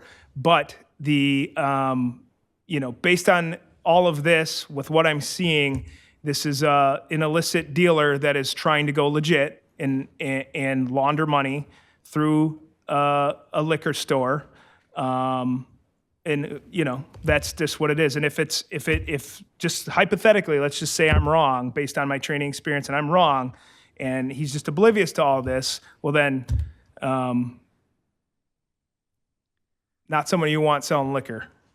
And in the course of executing the search warrants and working on this investigation, did you become aware of a previous investigation into Mr. McRoberts and illicit drug sales? Yes. So again, I work for the Dane County Narcotics Task Force. Our mission statement is to dismantle drug trafficking organizations. And particularly, we focus on meth, heroin, crack cocaine, cocaine sales. Not on the top of the list is marijuana dealers. Okay, so we had anonymous tips come in about him starting in 2022. Particular Verona police had a mother of a 14-year-old girl that was buying drugs from McRoberts, as he was quoted in her phone, saying to his phone, or the number belonging to him, that he was famous as ASF, which you guys know what that means. Maybe you don't, as I'll say fuck here, I guess, for the purpose of the record, because he was selling illicit substances, according to his phone, LSD, illegal marijuana, shrooms, gel tab LSD, carts, and photographs were taken from the 14-year-old's phone that showed in 2022 the phone number that she was receiving these texts from about purchasing drugs, and his drug menu, which was on Telegram, which based on training experience is often used through drug dealers because of the encryption associated with those applications. He had a menu, and then that phone number that was on the daughter's phone that Verona police took was the same number he gave to me in my interview room, because he wasn't fully uncooperative, but he gave me his name, his date of birth, his phone number, things like that. And that phone number was the same number in 2022, where this mother reported that her kid was buying drugs from McRoberts, such as psilocybin mushrooms and things like that. And how did you become aware of that investigation? Well, I looked through old tips that came through and saw that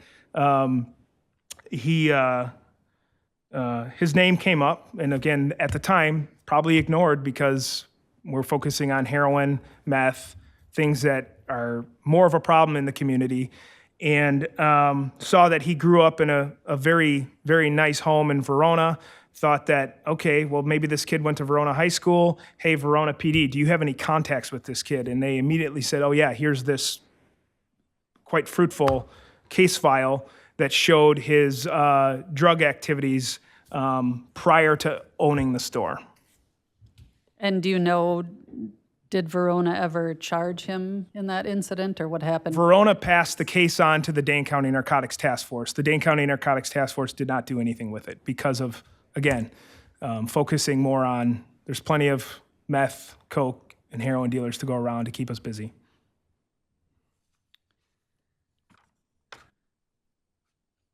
And in the course of the investigation related to Fusion, did you interview or participate in an interview of Jerome Lovestar? Detective Corey Nelson did that interview. I was kind of standing by with him in the room. And do you recall what Lovestar said in terms of working at Fusion, how long he's worked there? I think he said he had worked there for approximately a year. To Detective Nelson, he stated that he worked there, give or take, estimate 3 to 6 hours a day. He said that McRoberts would be there every day with him at least half of his shift. Did not identify other employees such as Kieran Hansen up here. He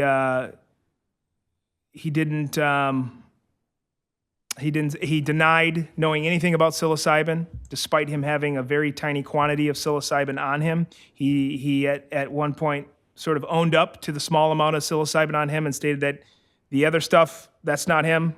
McRoberts does the ordering. At that point, when we asked further questions, once we started to get into the brass tacks of it, he stated that he didn't want to talk, and he may have actually asked for a lawyer because we were getting into the obvious nature that this was probably a drug dealer with co-conspirators operating out of a business in play site.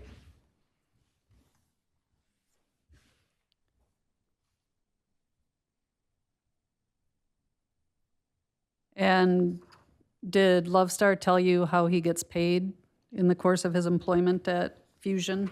Cash. Did he say when he gets paid? If I recall correctly, I believe he said at the end of each shift. It gets paid cash. I believe so.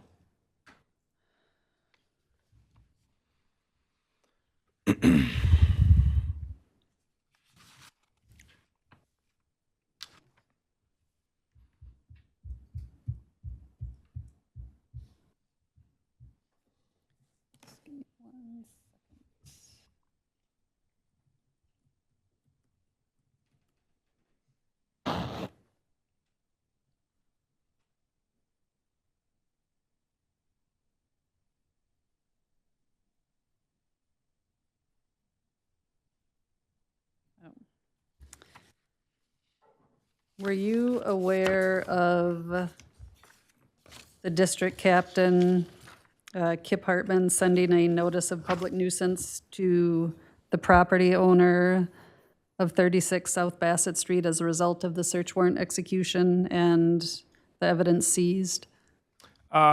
Yes, and I know from prior experience as a neighborhood officer that anytime a drug-related search warrant is served upon a premises, and a judge has signed that warrant and it's executed, the nuisance abatement process starts. Basically, the landlord or property owner essentially has to remedy the issue, or otherwise the city will eventually, worst case scenario, work towards suing them. So because of this happening, basically the Keller Group is one way or another going to have to get rid of him out of this building. Otherwise, they will face the city of Madison and attorneys and eventually hit their pocketbook. So based on the totality of the evidence and the circumstances, is it your opinion as a seasoned detective and detective of the Dane County Narcotics Task Force that McRoberts was trafficking illegal Schedule I controlled substances out of 36 South Bassett Street? Yes, it's obvious that that's occurring, and it's been occurring prior to that store opening with evidence from screenshots from his phone dating back in 2022. So we know it started then. Of note, there's actually a decent level of sophistication to this. The phone on Telegram had what's called the Fez menu. If you recall that name, Fez menu, you click on it, it actually gives you pricing and shipment fee, where it can be delivered, whether it be LSD, shrooms, drugs, or marijuana. And the profile picture behind it is actually, for those HBO fans, is a picture of a guy named Fezco O'Neill, who is a character in the show Euphoria, who's actually a loser dropout high school guy who sells drugs. So this is also the name of his pet in his store, who has been deemed by people in the comment section as the mascot of the store. So the pet's named Fez. The plate on his GMC is named Fez. So Euphoria is a great show, but clearly there's an affinity for a drug dealer who was lovable by all, by Mr. McRoberts. And there's screenshots that from this phone that sort of corroborate, hey, I can deliver here, I can deliver there, unless someone else owned this phone number at the time, which Verona PD checked, and Mr. McRoberts owned it, and it's also the same one that he gave me during my interview. This is a continuation of illicit drug dealing, starting with kids at Verona and getting into now the public square. because if, you know, again, not a drug dealer, but if I was, I wouldn't want to be doing back alley deals. I'd rather have a storefront. And then start to get other people involved with it to insulate yourself. That's what people do, such as employees. And whether they know it or not, this is just typical of someone trying to make money by breaking the law. Okay, nothing further from the city.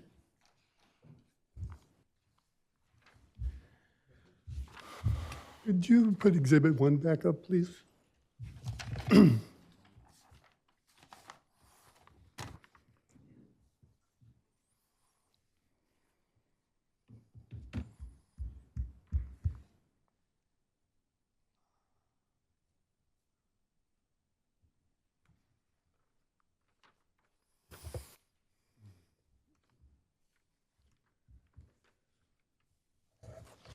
It's my understanding that all of the flour that you found in the store was illegal. Was that your testimony? Not exactly. The flour from the chunks, so out of the 5 or 6 areas that there was large quantities of flour taken, those were tagged as one, tagged as another set, tagged as another set. Samples of that flour were taken, initially tested at the crime lab, Delta 9 positive, doesn't matter. Then taken to NMS labs, Delta 9 positive. Was this one of them? What's that? Was that package one of them? I don't recall which grouping that was in, but it was probably in a cluster of some of the drugs. With your experience, you're probably familiar with changes brought about by the hemp laws, correct? Somewhat You know familiar. about Yeah. the point- Familiar enough. Okay. Familiar enough to know what I need to do for my job to determine if something is illegal or illegal, or legal or illegal. So are you aware that when people buy hemp products, that they come with certificates of analysis? I can, but when people buy hemp products, you don't know if they're hemp until it's tested. So, like I said, so these places all across the country, particularly Illinois, Michigan, California, where these items are bought in bulk at very cheap prices, these companies that are doing this and shipping it in the mail and doing all of these different things, they often know to even fabricate certificates when they go to, say, state of Wisconsin, because we know we got to say, you know, I've seen Delta 9 certificates with Delta 9 THC 0.2 Farm Bill compliant. Well, then you test it, it's all illegal. So it's just like, I don't pay attention to certificates because they're essentially irrelevant. I pay attention to, here's what we suspect is weed. The only way, we can talk about papers, we can talk about what the person says or this and that. The only way we can do things is send it to a lab that does quantitative testing to determine what the Delta 9 content. And in this case, it was NMS Labs. The only other lab I know of that does it is UW Parkside actually has a lab, but they take forever. And due to the speedy trial request that you filed, we had to get it to NMS Labs. Do you have any proof at all, anything at all to suggest that that package had something different in it than what came in it? What do you mean?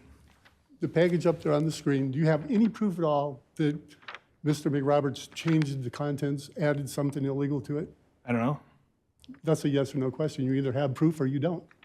Well, I don't have proof, but I don't have something to disprove either. Okay. So if I were to tell you that Badger Labs has a certificate of analysis that shows that as being 0.2315 THC9, would you disagree with me? I'm sorry.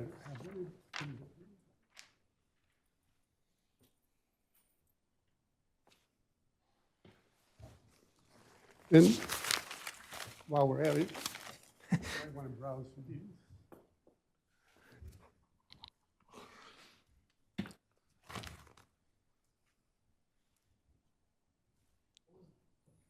What was the number that you just said? I'd have to look it back. Okay.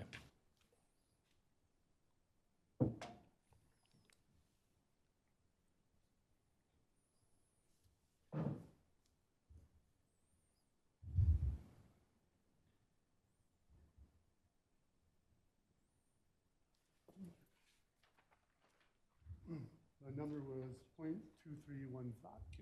Oh, sorry. The number on the Delta 9 is 0.2315.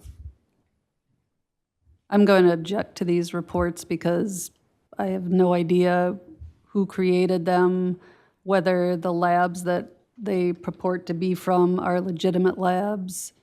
There are ways to drill down and determine whether they are legitimate, but I do know that certificates of analysis, it's not unusual for them to be fake.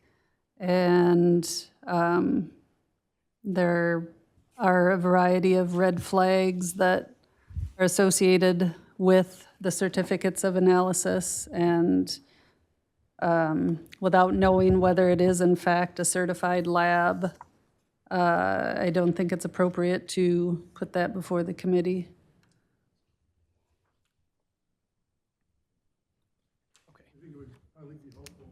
Need to take a look at perhaps one or many of these. They came with every.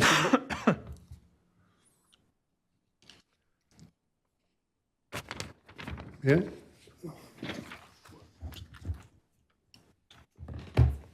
Do you have an electronic copy that you can provide me? And Do you have anyone to testify to their authenticity? Sorry. We were attempting to get someone here. He wasn't able to come. On Zoom, maybe? But he said that he would be able to appear by Zoom. But I'm not sure if he would know about this particular one. He's a hemp distributor. But he's a hemp distributor and provided most of these. Okay, well, the objection can be noted for the record, and we'll go on.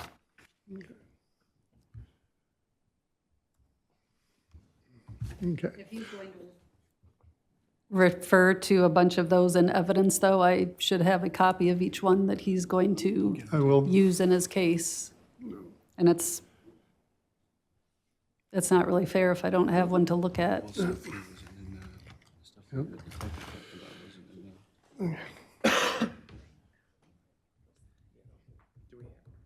It's standard practice that you provide a copy to opposing counsel. Yes. That is actually true, which brings us back to one other issue. I did bring the medical records that were requested. And I apologize for not being more prepared, but I really have been trying to catch up from being sick for a very long time. Well, we have one copy of these as well. Is there any? Look at them. What is that? It's medical records. Well, that's irrelevant to the, what we're currently doing, so. Mr. Verbeek, is there? No, I won't.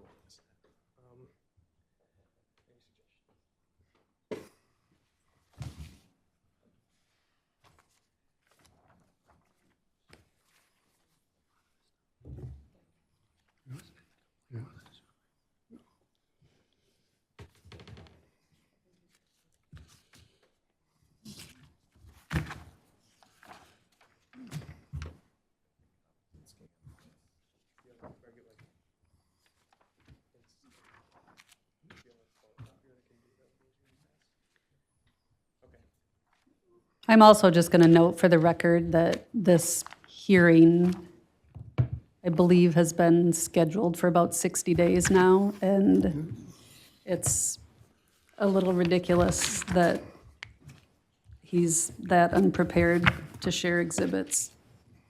You, how I think about this? Mr. Verbeek said he could make copies. I object to that.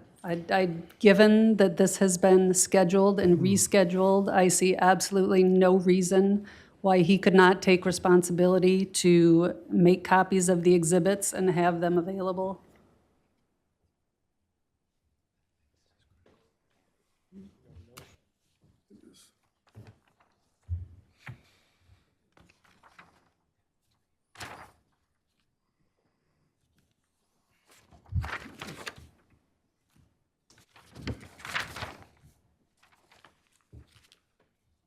Okay, would any other committee members want to weigh in?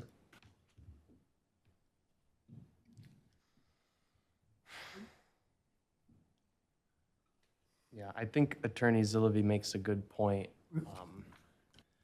I think that you should look at the medical records before you make that point. We 'cause can take that, that's not where we're at now, but we can, I mean, we're gonna have to get that eventually, Okay. but 'Cause- not my main concern right now. I think I agree with Attorney Zillivi on this one, that there's no one to testify, and there's, it's not, she objects to taking a break to make copies, so I guess we'll go with I believe that we would just need 2 pages copied. just 2 pages of it. I don't think that the others are necessary.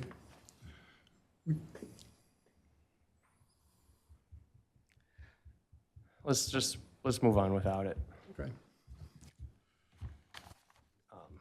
So please continue. So Detective,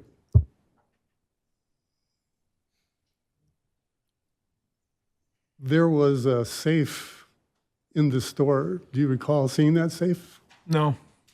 Okay. There may have been, I just don't recall it at this moment in time. Okay.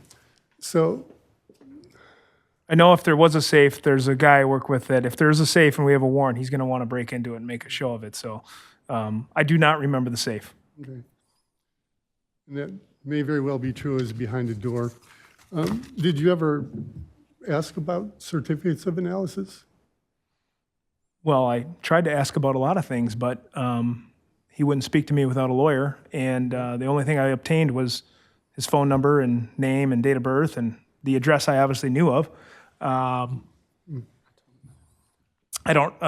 remember my port basically saying, you know, when someone asks for a lawyer, I kind of, I cut it right there. But as I've stated before, and if it's not obvious, certificates of analysis don't mean anything. The only thing that means something is what the final lab test says through NMS labs or the certified labs that actually specialize in quantitative testing. So again, like I've said, illicit businesses will have fake anything. You're talking about criminal elements here that are, by definition, don't follow the rules. So when someone says, oh, I have a certificate, it's just like, my assumption is with a place like that, well, where was this made up at? Do you know? Now, until proven otherwise, I don't see it. But the testing confirms that regardless of what any certificate says, this stuff is illegal. So this isn't a nuanced issue that requires an extensive analysis. This is a straight up drug front. And so, are you aware that as hemp sits over time, that there is decarbonization? Are you familiar with that? I'm familiar with what I'm required to know what is illegal and legal. So decarbonization, sitting there, unless that causes the Delta-9 THC content to just skyrocket, then you may be onto something. But as far as I'm aware, that's not the case. So, just one moment.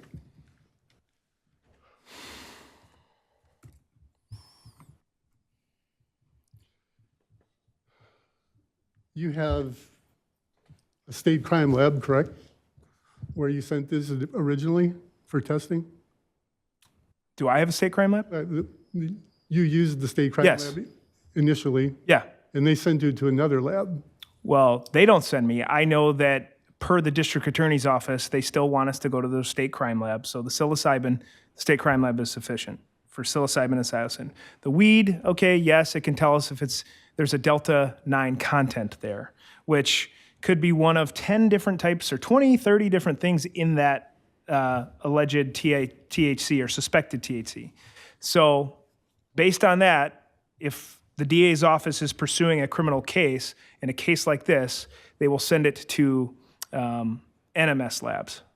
Is there the Dane County District Attorney's Office preferred lab to use? Okay. So,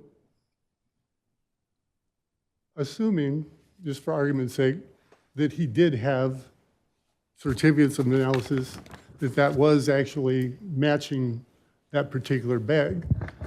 Can you say, through some knowledge that you have, that the THC-9, Delta-9 content doesn't increase over time?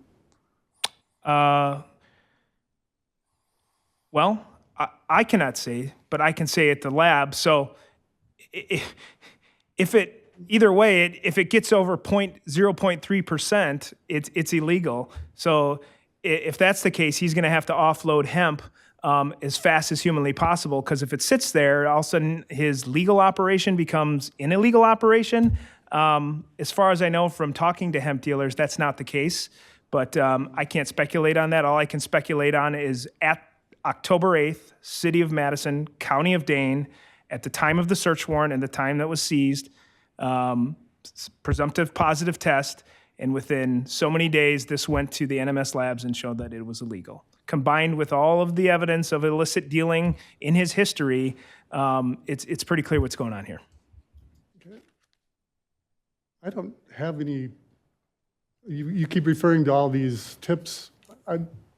Can you show us any of that evidence? Well, the Dane County District Attorney's Office has provided you with discovery, which shows they should have if the trial is not too far away. So you should have at least a first batch of discovery, which contains the Verona Police Report, which shows it shows the evidence of his illicit drug dealing to kids at Verona High School. You will also know, as an experienced attorney over many years, that Crime Stoppers tips are anonymous and are not part of anything. We don't even get to know much about them. So an anonymous tip is an anonymous tip. It's not evidence of guilt. It's not evidence that it's true. It's something that we take with a grain of salt that we have to follow up on. And based on those tips, combined with what we have here and all the evidence discovered through my investigation, it's clear those tips were probably pretty accurate. Okay, so how exactly was it that you believe that these tips are accurate, that there was somebody underage in the store that bought alcohol? How would you know that? I don't know that. It's just a tip. Yeah. Okay. So going back to the various hemp products, they were all relatively, they're over 5%, and he did that because it was cheaper, but regular marijuana generally has a THC, it's much higher than it, does it not? Well, there's no general THC. There's all different kinds. And the only thing that only thing as I'm concerned about is Delta-9 for, again, I hate to sound like a broken record, but if it's over 0.3, it's illegal. So now, back in the day when they did full quantitation and had the exact amount, I mean, a lot of the stuff out there is 70% Delta-9. A lot of times it's, but, for the purposes of the state of Wisconsin and city of Madison, in this case, anything over 0.3. If it was 0.4, it would be illegal. But we've got 10 times at least over the legal amount of Delta-9 in the samples that were taken from his store. 10 times? Well, 0.3 times, or 0.3 times 10. I don't know. I'm not the math guy, but These are 5% by weight, greater than 5%. right? So, well, That's 0.05 rather than 0.03. so 0.3 times 10 is 3. Okay, that's 10 times the amount would be 3%. It is greater than 5%. So we're actually talking probably, 12, 13, 14, 15%. And that's just the lowest threshold they have. So I have no doubt some of this stuff is much higher, especially the mid-tier stuff or the high-tier stuff or the THC wax, which wax will get you high as a kite. And the THC content oftentimes is astronomical. And it's such a small amount, it knocks people out.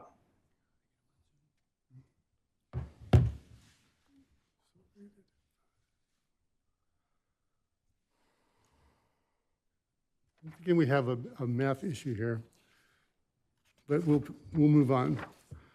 So you don't believe that these are legitimate certificates, but you have no actual proof or any So way I'll answer. He hasn't seen any of the certificates. He knows nothing about the certificates, so I don't know how he can even render an opinion on the certificates. May I show him the certificate? I know we want to move past that, but it's, Didn't we, that what we just did? We were talking about these certificates, right?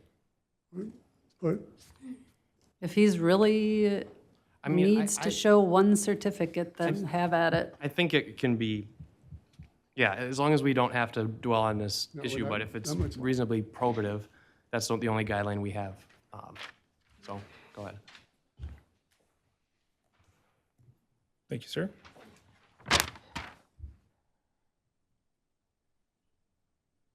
And,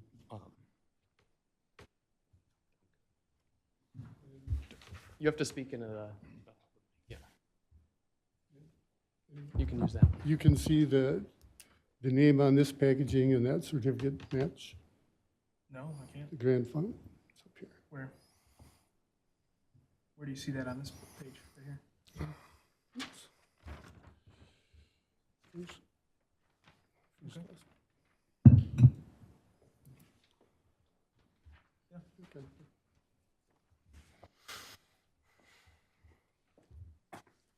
Okay. So, assuming that it is real, the certificate of analysis for this particular package is within the legal limit? Well, you said assume, and in my job, I don't assume. I only speak to what I can prove. Okay. And we can prove that the THC samples we took were illegal. Okay. As I've said, 0.3. Now, this certificate could be real, it could not be real. It could also be from another sampling of product there that actually is Delta 9 compliant. We don't know. But what we do know is that there's a ton of stuff seized that was illegal.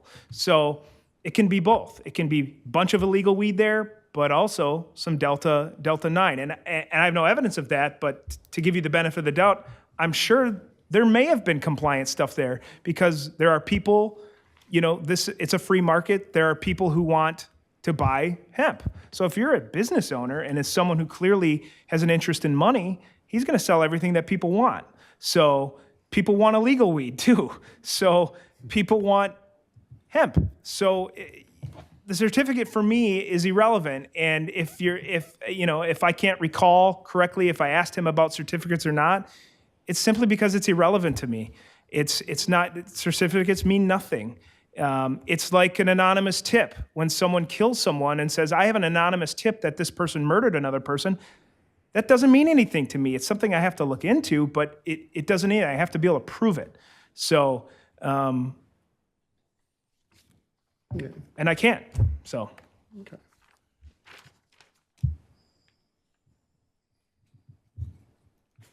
And you mentioned earlier that someone else was found with mushrooms on their person? Yes. Okay. There was a security system with 16 cameras in the store. Sure. That was seized, correct? Yep. Okay. Given all the illegal activities that you believed were happening in the store, have you reviewed that? I have a request made with our forensic unit to see what they can extract off of the server. That has not been able to happen at this time, and it is in progress as we speak. But for the purposes of this hearing and the criminal case, it's kind of irrelevant. Okay. So why would that be irrelevant if, as far as the THC, I understand that, but why would it be irrelevant as far as the mushrooms? I mean, if we want to charge a lot more people with crimes, I'm more than willing to do that. I have no doubt Mr. McRoberts has co-conspirators in this case, some of which are sitting in this room. A search warrant will be drafted once we can find out if there's viable data, or with the help of your client, we could get consent to look through that, including his phone. Gave consent. So I have no doubt you have also people at McRoberts' direction. As I've testified earlier, drug dealers eventually want to get more drug dealers. And if they have half a brain, they're going to insulate themselves from, they're going to have lackeys, people they use to distribute their drugs with them. And he may have people on the same level as him. Many of these people are friends from childhood. He can't work 24/7 at this place. He's got to have other people do his bidding. Are you aware that there are safe harbor provisions in the hemp laws? I've never heard that because I don't care about hemp. I care about illegal weed. Okay. But the difference between legal hemp and illegal weed is 0.03 below is legal, above is illegal, correct? For Delta 9 content. Right. And the amount of time, how long was it between the seizure and when it was tested? I don't know the exact days. It'd be plus or minus so many days, Days or weeks or months? weeks. Okay. And you know I how? was sent to the lab right away, but the NMS lab test took place much longer after that. I would say within the last couple of months. It appears that, and so you have no idea how over time the THC content as a percentage of weight would change? That's not something I've ever heard of. Okay. Never heard that light or heat changed anything? I'm sure it can change the weights and change, things very slightly, just my knowledge of, basic science. But what you're talking about, no chemist I've ever talked to has even heard about. So you've never heard the fact that THCA over time could change Delta 9? Have you? Yes. No, I have not. That's And you never heard that heat will do that either? I have no idea what you're talking about. Okay. When you did the search warrant of Mr. McRoberts' home, did you find anything illegal? Nothing in and of itself illegal, but clear and obvious proceeds of illegal activity.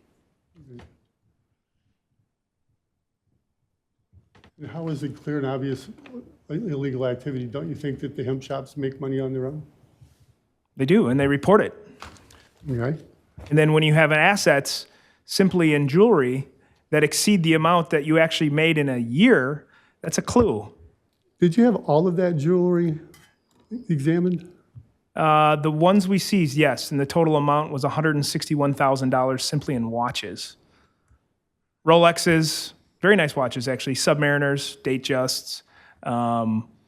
There was an Audemars Piguet that he was booked in on, that he had on his wrist, which was MSRP $60,000, but it was on his wrist at $40,000. Now, unless someone can come forward with, we found, and I'm continuing to find evidence of where this was purchased, who it was purchased by, where the money came from. It just doesn't add up. So You were able to find any of the stores where he purchased those?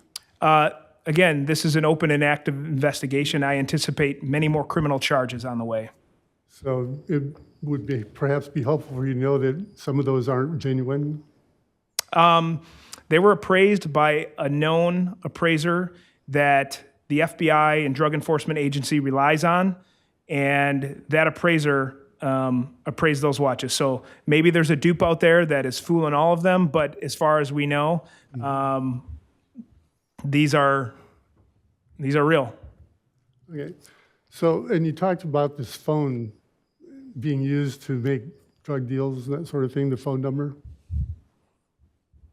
With the various, one was with a minor selling mushrooms or something? Yeah, that was, oh, you're referring to a mother of a 14-year-old taking screenshots of her daughter's phone in communication with Jacob McRoberts, who was sending her a drug menu. And she was also referring to some of her friends, the menu with the psilocybin mushrooms, the THC, LSD, carts, vapes, things like that. Yes. And it was called the Fez menu. Yeah, I recall. Okay. And at some point in time, in all of that you saw, did they ever use Mr. McRoberts' name? Yes. Yes, there's screenshots of it, actually. And it should be in the discovery on the way to you for the criminal trial. In addition to that, the number alone, you run it, at that time, he gives that number to the kid. So, And so you have some proof that he didn't lend that phone to somebody? oh, I mean, it's possible a ghost had it, or one of his buddies had it, or something like that. That's all entirely possible, but that wouldn't be very bright on him to lend a phone, or he didn't report a phone stolen at the time to Verona PD or any jurisdiction that he was in. So there was no reports of it. So that might be a judgment call on his end, but I can't say for sure. I only know what I know based on the evidence that's presented in front of me. Okay. We'll come back to the phone later. He did have a tobacco license for the store? I don't know, and I don't. Tobacco is not a concern of mine. Okay.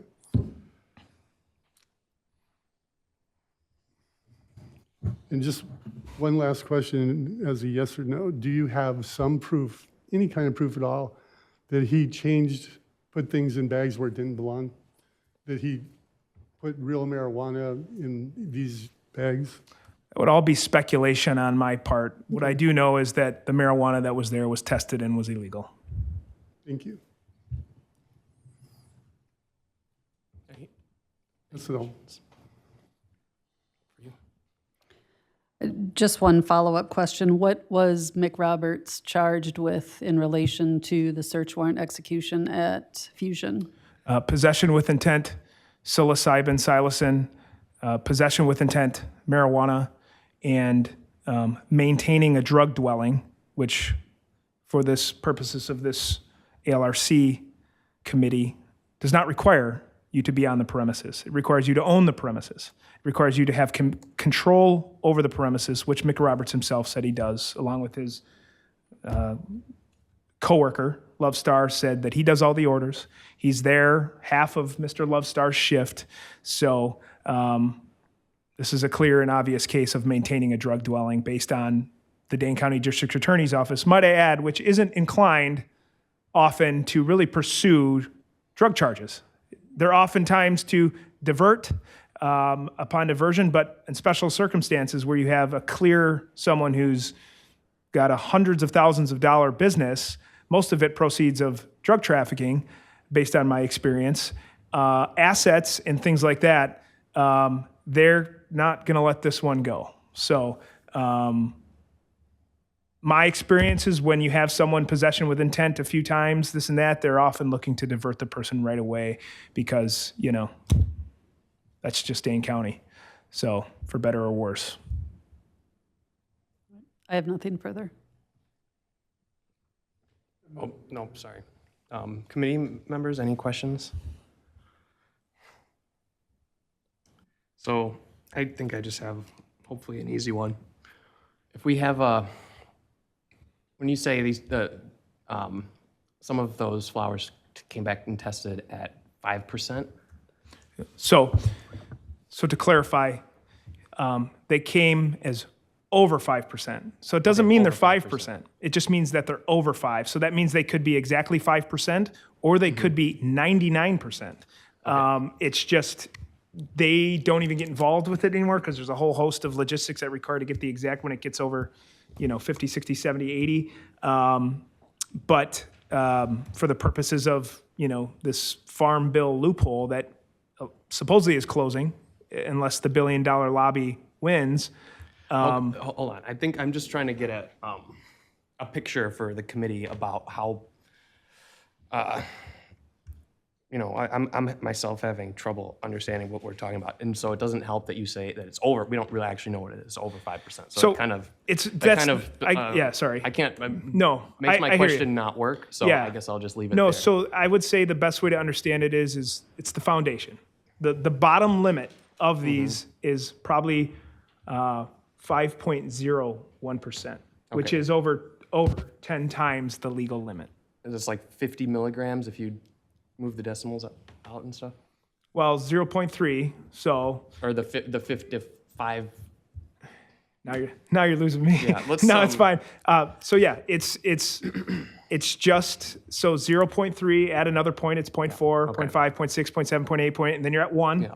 And then That's already in the illegal zone. Okay. But it's over, then it's all through 1.1, all the way to 1.9, then to 2, 2. Still all illegal. They're just saying everything here is over 5. Okay. So Got it. all well over the established threshold, and as far as I know, it doesn't age like a wine that we're talking here. Like, I've never heard of that. Alder Figueroa Cole, or, yeah, I'll let her talk. Alder Figueroa Cole. Thank you. I have a quick question. When Verona PD was contacted for in relation to this individual, had they pressed any charges against him back in that later time? Verona PD passed the case on to the Dane County Narcotics Task Force. So they did nothing with it. Typically, when drug things come in, especially somewhat sophisticated incidents where there's a encrypted Telegram account where you have to click on to order drugs and have them be sent to you. Typically, they're going to give that to us who have more experience in dealing with such things, which are relatively common, but not your typical street dealer. So a little more level of sophistication and savviness with technology. Like I said before, at 2022 and even present day, we can get a tip. I got a tip the other day that there was 1,000 pounds of marijuana in a certain location, and I 100% believed it be true. And that's unrelated to this case. Okay. I just trying to I didn't do anything with it because I got other Okay, more serious got it. things to deal with. Okay, so there was in 2022, there was not there was a tip from another agency, but it wasn't investigated, so we didn't press charges. Well, it was investigated, and the follow-up that would require criminal charges is slightly complicated because you'd have to potentially purchase drugs from Mick Roberts to corroborate it. You would have to you'd have to do a lot of things to deal with, and like I said at the time, marijuana is just not a huge priority in many cases for the Dane County Narcotics Task Force. We deal with That's it okay. for sure. I was trying to establish the date before the license was given and trying to confirm that there were no criminal record history discussed when he first came. No, he had not been caught with his activities yet. Perfect. That's really all I wanted to try to confirm. Thank you. Okay. Any questions from you?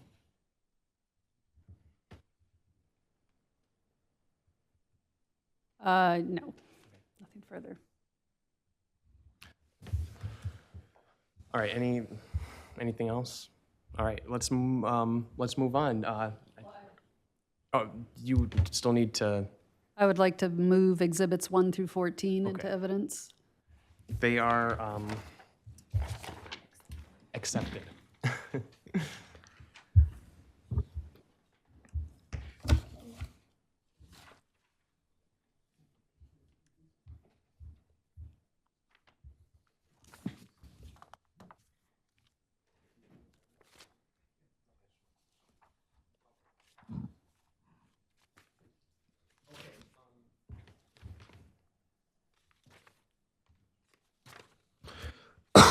Oh, I think you're done, right?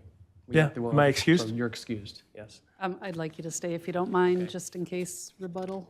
Okay. Do you have another witness? I do not. You do not. Okay. Okay.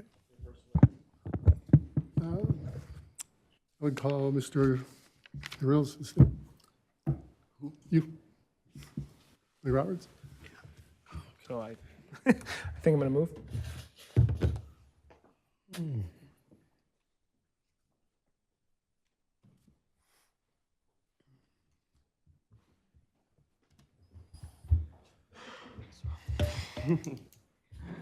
Okay. Raise your right hand. Do you swear that or affirm that the testimony you give in this matter shall be the truth, the whole truth, and nothing but the truth? Yes. Thank you. So you are the sole proprietor of Fusions, Yes, I am. and you're responsible for obtaining the products that are sold there? Yes. And to the best of your knowledge, have all the products that you've had for sale there been legal? Yes. And where do you purchase your products from? Variety of hemp distributors. Okay. So, and do you generally get a certificate of analysis with them? With each hemp product, yes. And you've kept all of those? Yep. Okay. And so when you purchased them, you were led to believe that they were all legal? Correct. And they had the certificates to prove it, that they'd been tested and were legal? Correct. Each hemp product is delivered with a certificate of analysis. Yeah. Okay. And you've never put other products or mixed those products? Never. Okay. So there were mushrooms found at your store. What do you know about those? Nothing. You were unaware that they were there? I was unaware that they were there. You have an idea who might have had them? Possibly. Okay. Because they were found with mushrooms on their person? Right? Okay. So do you card people when they come into your store? Every single person. Okay. Have you ever knowingly sold alcohol to a minor? No. You owned a phone that you lent to someone? Correct. Do you remember about when you lent it to them? That would have been sometime end of 2021. Okay. You eventually got the phone back? Correct. Okay. Did you ever notice any of the people that worked for you doing anything illegal, selling things that you hadn't purchased? No. You have scales and bags and all sorts of things like that for weighing legal hemp and changing it from those huge bags into the smaller quantities they sell? Correct. So when a hemp product is like, for example, the one that's by your feet there, the pound of hemp, those are delivered to my store with in an unlabeled bag sometimes, and sometimes they're labeled. And all that they need to have is a certificate of analysis, which is all those papers that are next to you. And we then will break down that pound of hemp that you have there and put it in our logoed bags for the store. Okay. That's what all those labels were that we saw in the picture earlier on that roll of... I'd have to see the photo. So this looks a lot like the hemp that you saw at the store? Correct. That is the hemp that we sell at the store. And you're assuming it's legal because you have a certificate that it was tested and it is legal? Yes, but I just want to add that hemp, over time, light, heat, storage, humidity, variety of factors will cause the delta-9 THC percentages to rise. And I mean, this happens right after it's tested. So it might test as 0.2 delta-9, and then a week later, when it's delivered to the storefront, it could be higher than that. Let alone maybe 5 months go by after it's been seized from my store, and then it's sent to a crime lab and it tests as 5% or whatever it was. So just to be clear, you as a business owner don't have the ability to test these things? Correct. I rely on the certificates that are delivered to me from the various hemp distributors. We probably deal with over a dozen.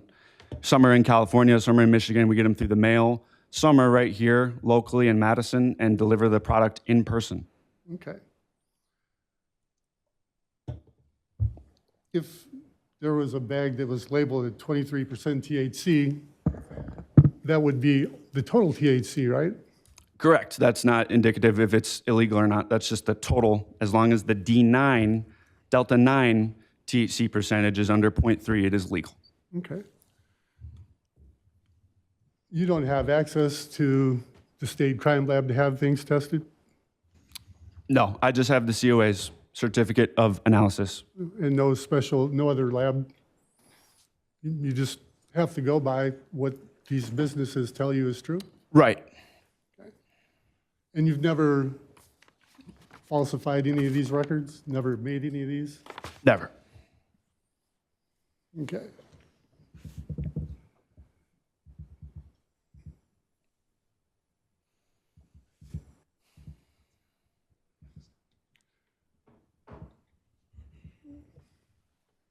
Why were there bags with different amounts of cash in the store? So I'd have to see the photos again, but generally, if we get fraternities, we sell alcohol to maybe 10 different fraternities, and they all arrive every Thursday, Friday, Saturday for their liquor for whatever event they're hosting that day. And they generally prefer to pay cash because there is a 3% processing fee for cards. So if you can imagine what $4,000 could be, a fraternity order. And if you have to pay 3%, that comes out to over like $100 as a processing fee. So they'd rather pay cash. And I've instructed employees to initial the fraternity. There's some bags next to you that might be helpful to show, but a brown paper bag will be labeled, say, KS, stand for Kappa Sigma, and they'll say 4K under it. And there might be $4,000 in that bag that I will then place in the vault, which they didn't find. It's not hidden either. It was just in the inventory room. And the reason I instruct employees to place those bags on the side counter is because $4,000 wouldn't fit in the till. It's like this deep. And when you have several fraternities coming with thousands of dollars of cash, it's unrealistic to put that in the till.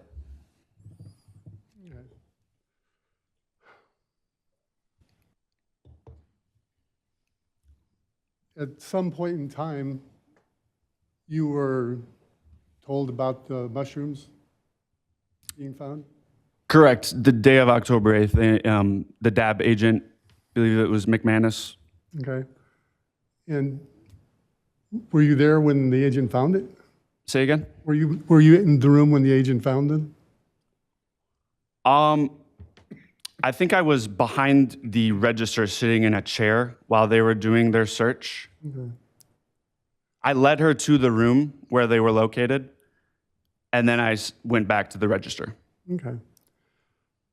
And the premises is mostly on the ground floor, but there are also storage areas below? Say that again, I'm sorry? The store itself is mostly on the ground floor, but there's some storage and other space that comes with it? Correct. We also have an inventory room down the stairs. And where was your DVR located? At that time, the DVR was behind the register on the main floor. Okay. October 8th, is that what you're asking about? Yeah. How did you become aware that there was somebody, that there were agents that wanted to inspect the store? I received a text, and I was already on my way back to the store from the vet, and I would have arrived at the same time had I gotten that text or not. Okay.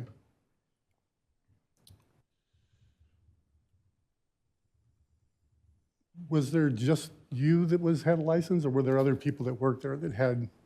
There's other people that work there that have a license, but Jerome that was there that day did not have an operator's license. Okay.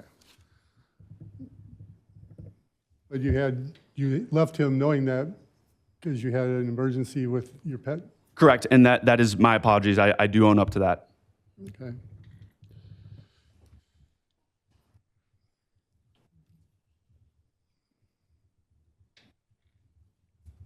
So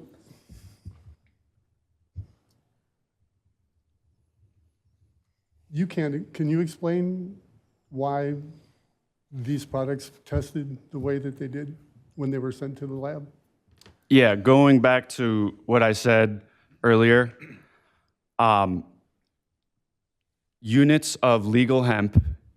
After they're tested, the percentages continue to naturally rise. I'm really surprised the detective didn't know that.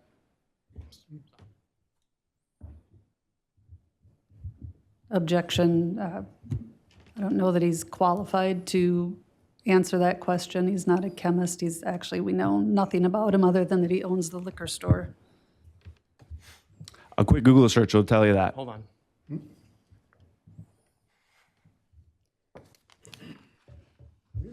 I'll withdraw that question anyway. The truth is you relied on the certificates that came with the products, yes or no? Yes. And you never knowingly broke any of those rules or regulations?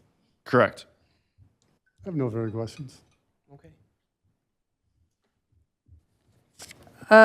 You just testified that you have no idea where the mushrooms came from, but you suspect one of your employees of them? He was found with a mushroom stem on him. Does that mean that all of the mushrooms were his? No, but you see how it looks? I don't, but are you talking about Jerome Lovestar? Yes. So you are alleging that he's the one that brought the mushrooms onto the premises? I don't know that. Did you hire Jerome Lovestar? Yeah, he reached out to me. I just want to know if you hired him, that's all. Yes. And you testified that you lent your phone to someone at the end of 2021. Who did you lend your phone to? Jerome Star, Love Star. And why did you lend it to him? He was in a tough spot in life, didn't have a car, phone, place to live, and I was trying to help him out.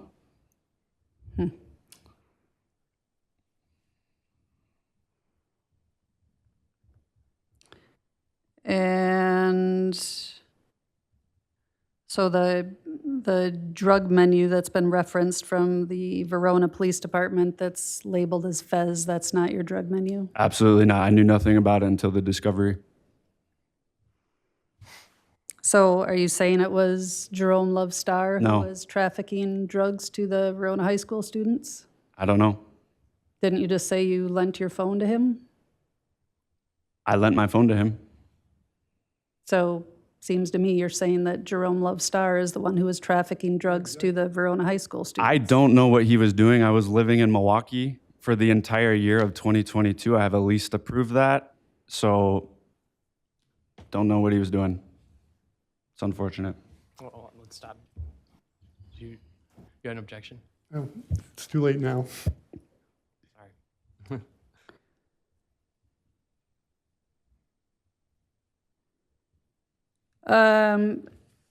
And did you say that, did you testify that on one of the dates in question where there was no licensed operator on site, that there was somebody licensed there? On January 15th, yes. Who was there, who was licensed? Me. Okay.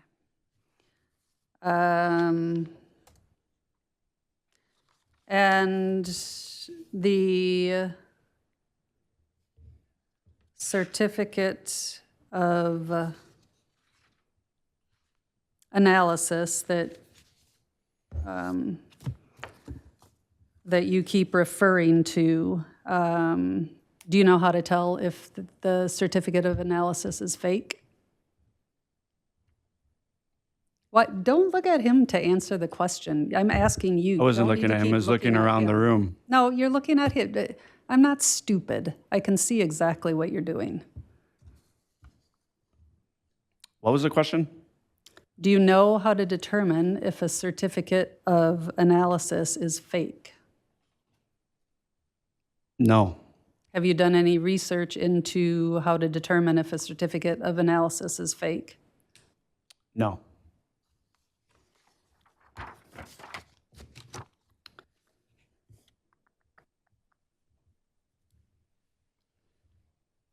And if you are, where do you get your information about the, what did you call it, the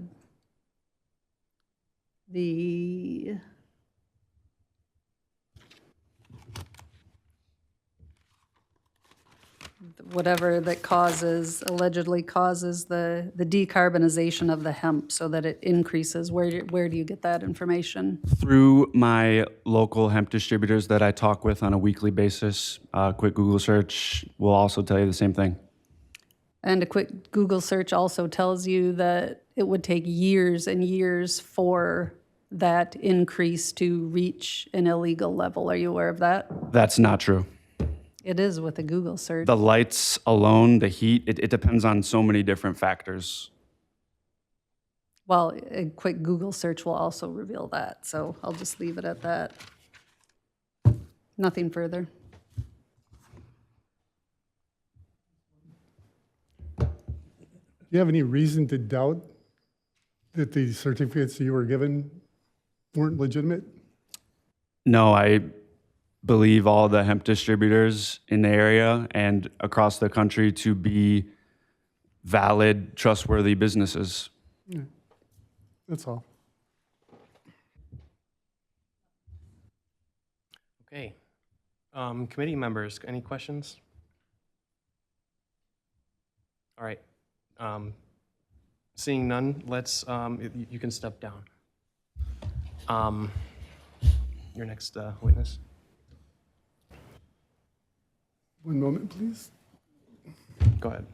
Go ahead.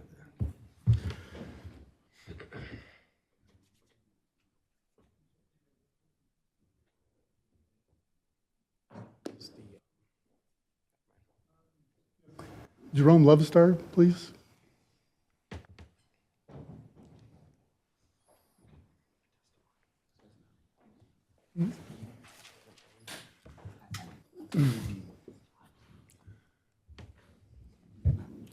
Please raise your right hand. Do you swear or affirm that the testimony you give in this matter is the truth, the whole truth, and nothing but the truth? Yes. Can you state your name and spell it for the record, please? My name is Jerome Lovestar, JEROMELUHV-STARR. Okay. Do you work at Fusions? Yes, And you know Mr. McRoberts? I do, yes. Known him for a long time? Since 5th grade. Were you good friends most of this time? We're friends. Okay. At some point in time, did he lend you a phone? Yes. Do you remember approximately when? It was towards the end of 2021. Okay. And eventually gave it back to him when things were better? Yes. Okay.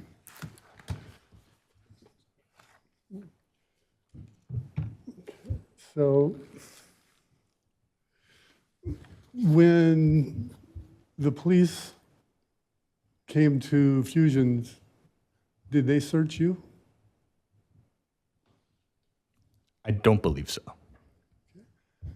At some point in time, did they say that they found mushrooms in your possession? No. Okay. Do you know anything about the mushrooms that were stored at the store? I do not. Okay.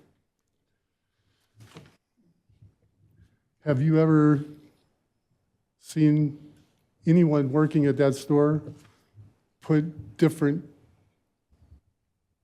any product that didn't come with a certificate for sale? No, not to my knowledge. Okay.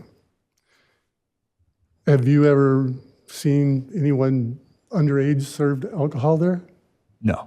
Do you card everyone? Yes. Okay.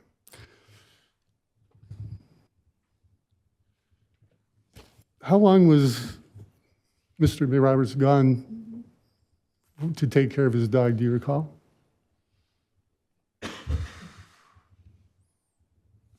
Maybe 20 minutes, 25. Okay. Was it him that you called to let him know that they were going to close the store, or did you call somebody else? No, it was the next employee on shift. Okay. And that was on the January 15th incident, right? Yes. Okay.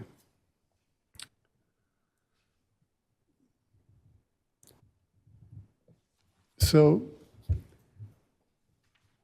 when he started the business, you became an employee. Do you have like a regular payroll? Not really, no. Yeah. So it's kind of like we're all friends and we're just going to try and make this work?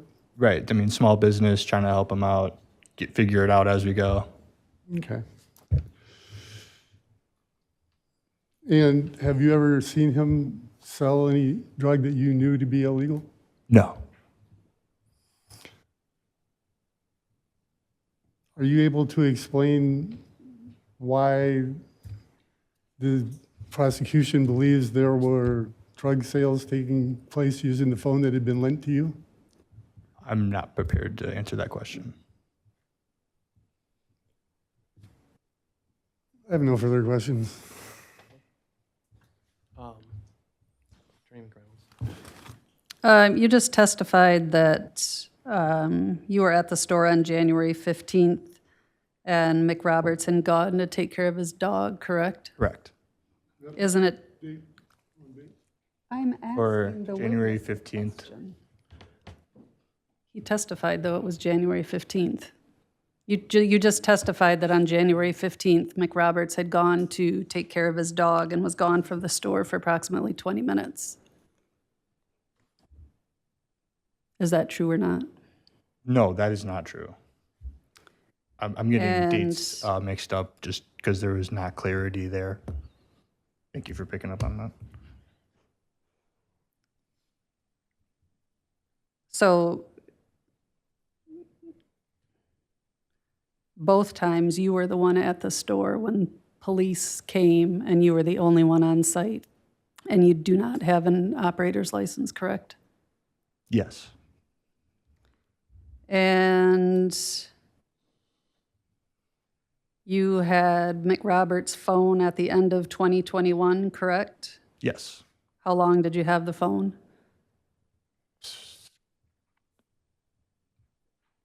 Roughly like a year. So you gave it back to him in 2022? I would say after the fact. What was that phone number? Not prepared to answer that question right now. You had a phone for a year and you don't know the phone number. It's good to know.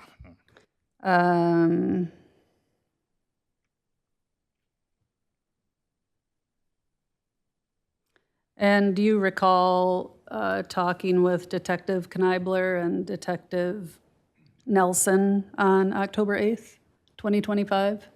Yes. Do you recall telling Detective Knibler that you had mushrooms in your backpack?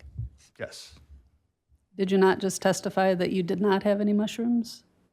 No, I was asked if I had been asked about having mushrooms on myself. And you willingly were told- asked. You just now testified that you told. I had Detective- willingly told them that I had mushrooms on my person, on my backpack that belonged to me.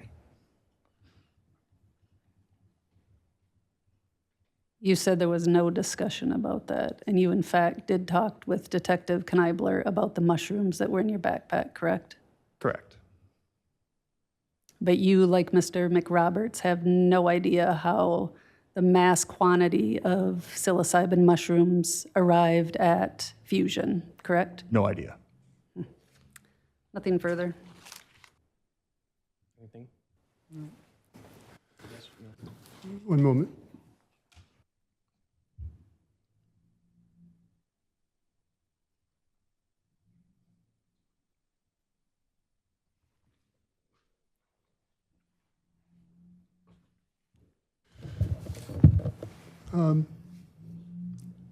Did you ever see mushrooms at the store?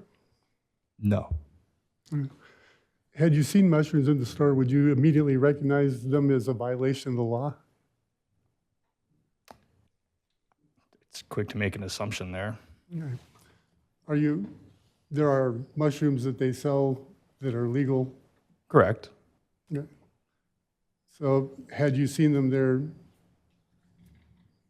you would have assumed what or thought?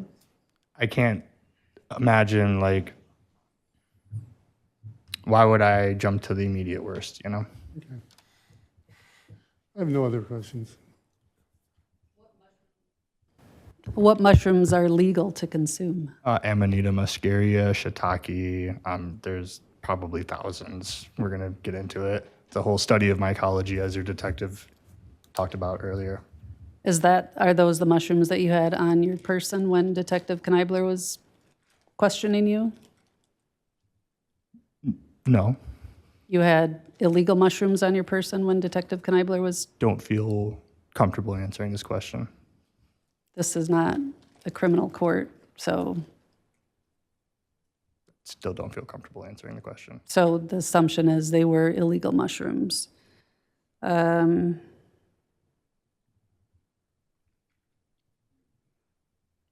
And with the quantity of mushrooms that were scattered throughout Fusion, you never saw those bags. I'm not gonna make any more comments if this are the level of questions we're gonna begin to. Nothing further. Okay. Any questions from committee? Alder Figueroa Cole. Thank you. Are you still employed at Fusion? Yes. And what are your duties at, what are your responsibilities at this establishment? Stocking shelves, greeting patrons, checking out, IDing. Just, I'd say typical like retail liquor store space You- duties. Are you aware of the regulations where if you're not licensed to be alone in the establishment, the establishment shouldn't be open? Right. So when the owner had to do this emergency exit for his dog, was there any discussions about closing the location while he came back? It was not discussed due to the just quickness of the emergency. But are you aware that you shouldn't, that it should have been closed? I am now. Okay, perfect. Thank you. Further questions from committee members? Okay, seeing none, you can step down.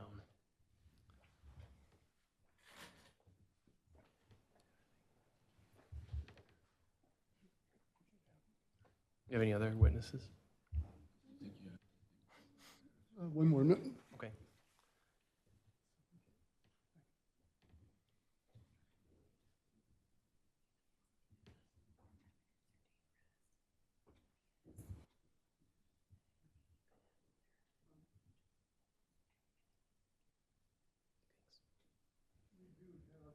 Distributor who would, one of the distributors who would be available. I'm sure the city will object, but I think that they would be able to provide information that would be useful to the committee. And they're here now? We would have to either via Zoom or telephone. And I do in fact object because as the committee knows, we have had a couple of deadlines for making motions for things for the hearings. 2 months ago when this was scheduled, I made a motion to seek permission to have testimony via Zoom. So I would definitely object to him calling a witness at this point via however it would happen if it's not in person. Okay, Alder Figueroa Cole. I concur with that statement. Do you want to, should we take a vote on it? Or is there unanimous consent? Because I think, I agree, we had 2 motion hearings properly noticed. We got the motion for witnesses by Zoom from the city. So this is the first time we're hearing of this. Okay. Yeah, I don't think we need a vote, and so we won't do that.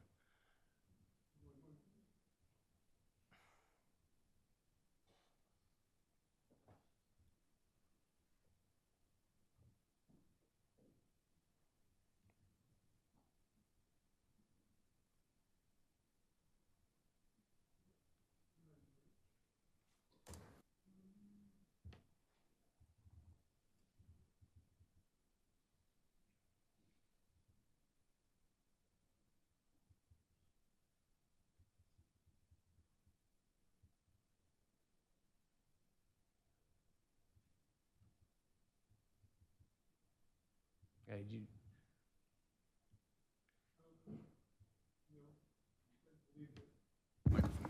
We're finished with the testimony.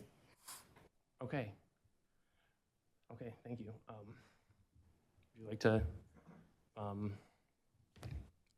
present any more evidence? The city has nothing further. So then that brings us to the stage where we close the evidence, and all the exhibits have been admitted and made a record, and made part of the record of the case. Time for closing arguments. City, do we want to? Do you want? Right? Do we? I'm willing to keep going. I was going to ask if we could have 10 minutes to Okay, I'm okay. just gather our thoughts for closing. Yeah, I'm okay with that too. So, is everyone else okay? Then we'll take 10 minutes. Do you need a motion for that? No? Okay. Nope.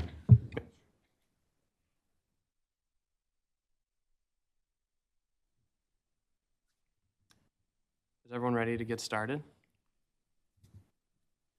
Okay, Attorney Zilvey.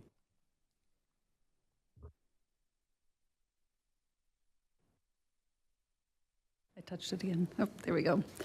In order for me to ask for revocation of this liquor license, I have to prove the allegations in the complaint by a preponderance of the evidence. And I believe the committee has been made aware of what that standard is, which basically tipping the scale 51% more likely that the allegations are true. And I think there is an abundance of evidence before the committee that all three of the allegations in the complaint have been proven through the evidence that the committee heard today.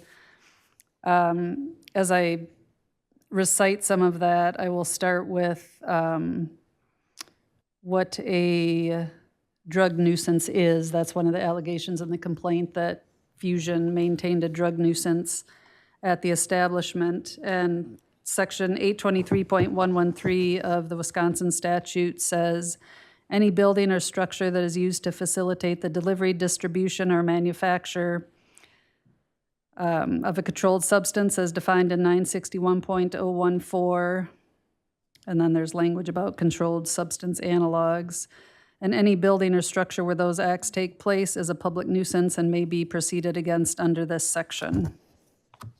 And it's that statute that was the basis for the public nuisance letter that got issued as a result of the execution of the search warrant at this establishment. Given that I have proven the allegations in the complaint by a ponderance of the evidence, I would request that the committee immediately revoke Fusion Smoke and Spirits liquor license. The operator, McRoberts, claims he believed the THC products were legal. Even if the committee believes that, it does not explain the psilocybin mushrooms. The mushrooms are a Class 1 controlled substance in the state of Wisconsin. You heard Detective Kneibler testify that he has rarely seen a quantity of psilocybin that large and that the amount on the premises was indicative of trafficking. There's no gray area where the psilocybin is concerned. There's no labeling confusion. There's no good faith mistake that accounts for selling a Schedule I hallucinogen out of his liquor store. You heard testimony that McRoberts owns the store, is in charge of the store, and does all the ordering for the store. He claims he did not even know about the mushrooms being in the store and that he did not bring them onto the premises, but that doesn't really matter. He's the license holder. He has a duty to know what is going on in the store, and his claim that he did not bring it there is not believable, and the evidence presented does not allow for an inference that he was unaware of it being on the premises. In fact, I think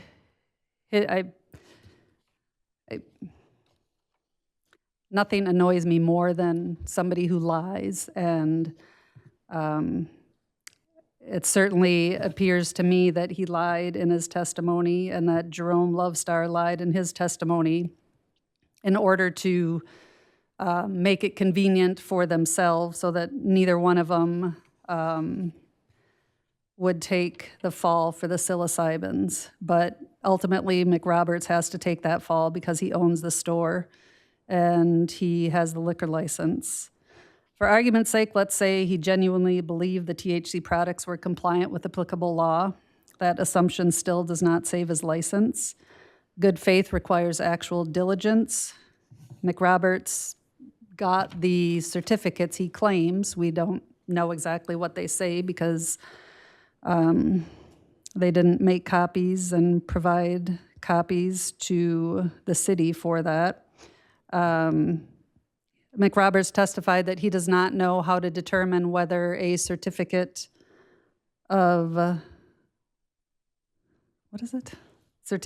certificate of analysis, he doesn't know how to determine if one is fake. And that is something that somebody who is operating a business dealing in hemp products should definitely know how to make sure that the product they have is in fact a safe bill or a safe product.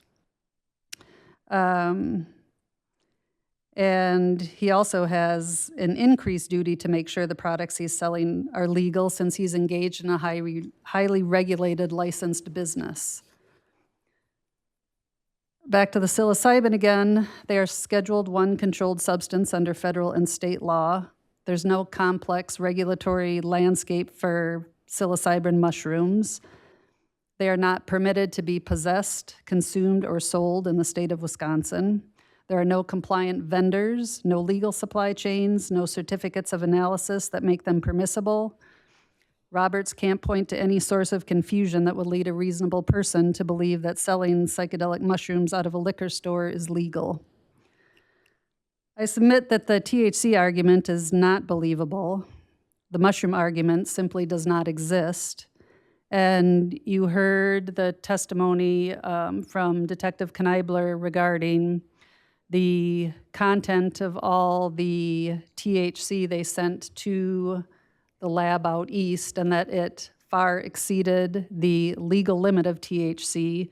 So everything that was submitted to that lab was an illegal product that was being sold out of Fusion. Mr. McRoberts would like you to believe that when he got the product, it was legal, but then over a period of time, it became illegal due to the, I keep forgetting what they called it, due to the decarbonization. They did not provide any scientific evidence to support that. They did not provide any kind of evidence as to how that happens over a period of time, what the levels are over a period of time. And I think it's just a last-ditch effort to legitimize his illegal business. His liquor license is a privilege, not a right. He abused his privilege and made a conscious decision to illegally traffic controlled substances from Fusion. You heard Detective Kneibler testify about the Verona case, which, magically his phone was given to Jerome, and magically Jerome doesn't know the number and had nothing to do with the sales to Verona High School students. I think both of them are absolutely not believable with those assertions. McRoberts' dog is named Fez. The drug menu for the Verona incident was titled Fez's Menu. His license plate said Fez. Sometimes circumstantial evidence is way more powerful than direct evidence, and I think that circumstantial evidence is pretty powerful. I mean, really, he and his employees sat here and lied to your faces, at least in terms of the mushrooms, I would say the phone. And McRoberts has failed to abide by the simplest of regulations, which is having a licensed operator on site at all times the business is open to the public. He even told Agent Zotner, he told Detective Kneibler that he was aware of the requirement that there had to be a licensed operator on site.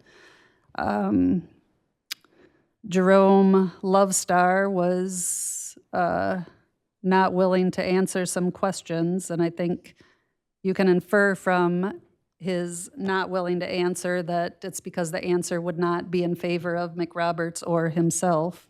But Jerome Lovestar also said he knew that the store couldn't be opened if there was not a licensed operator on site.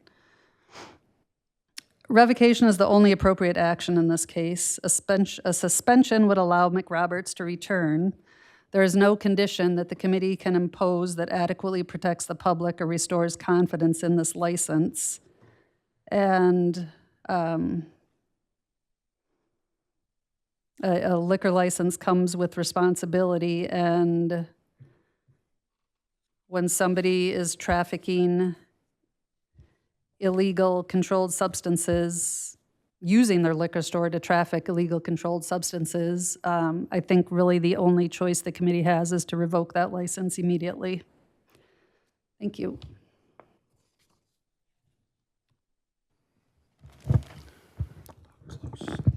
First, I want to apologize.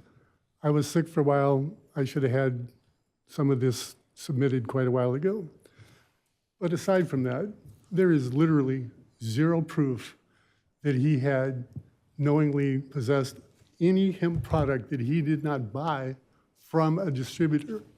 He had certificates of testing. He had no reason to believe that anything there was illegal. And in fact, the state law mirrors the hemp laws, and they have a safe harbor for when it goes over by some amounts. Everything he had came in the packages that it started with, and there were scales and all these other things that were talked about, right? But that's part of that business. There was nothing nefarious about any of that. And in fact, they were registered with the city along with having a tobacco license. And there was a zero proof that he knew about the mushrooms. You heard the officer say, well, there was mushroom stuff scattered all over, but what you didn't see was him showing any of those pictures where there was mushroom stuff scattered all over, because quite honestly, it wasn't there. So if he followed the law as far as he knew, did everything that he was supposed to do the right way, and it turns out that when it's tested, it's over either because it stayed in storage too long, was exposed to light, I'm not really sure, because he had certificates that said that it was legal when he bought it and when it was arrived in his store. Mushrooms were never sold out of this store. There's nobody that said anything like that in any of the testimony. And there's nothing to show that he had it there. The city and the state have his video system, 16 cameras that showed everything that happened in that store. You didn't see anything from any of those showing that. The city had plenty of time to get that evidence. I can't get it until after apparently the trial starts. I've been trying to get it for months. The phone, right? The phone is an unfortunate thing, but there was no mention, nothing to describe him in particular in any of those phone calls regarding drugs. And he lent the phone to a friend who was on hard times. And unfortunately, that friend is probably going to be looking for a job tomorrow because we now have a pretty good idea of what did happen. So the thing that he did do that we can't argue about is he left the store to take his dog to the vet. And he should have shut the store down, and he didn't. That's true. There's no getting around that. But to say that there's a drug nuisance here because he bought products legally through distributors and had them on display in his store is about as unfair and unjust a thing as I could possibly think of. The fact that he trusted an employee and didn't search the whole store, you know, the city says, well, he's responsible for everything in the store, right? Think about that. Does that mean that whoever owns any store in town is responsible for anything their employees bring in? That's ridiculous. You're responsible for the things that you know about or that you reasonably should have known about, but those bags were hidden underneath that photo box that hadn't been used for months. And so when you look at the actual proof that the city has, there isn't any other than those tests. And those tests were of products that were purchased legally through the channels that he was supposed to purchase them through. And so we would ask that the committee consider the actual proof, which there isn't any other than those tests, and the fact that for the most part, he's been able to follow the law and has tried his best. The fact that he had one employee that took advantage of him should not result in losing a liquor license. And he is willing to accept whatever is agreeable to the punishment for whatever, for leaving the shop to take the dog into the vet. There was no excuse for that. I don't believe that's it. One moment. Quite honest, one last thing, just because it seems like it was important to the city. Fez was the dog's name, and it was just really common. It was voted on. It was a big deal on the internet. We did a poll. And that was what they came up with.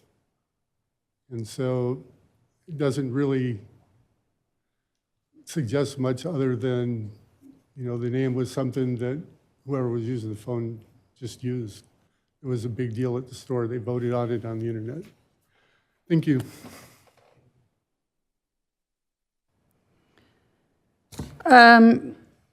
Again, the psilocybin.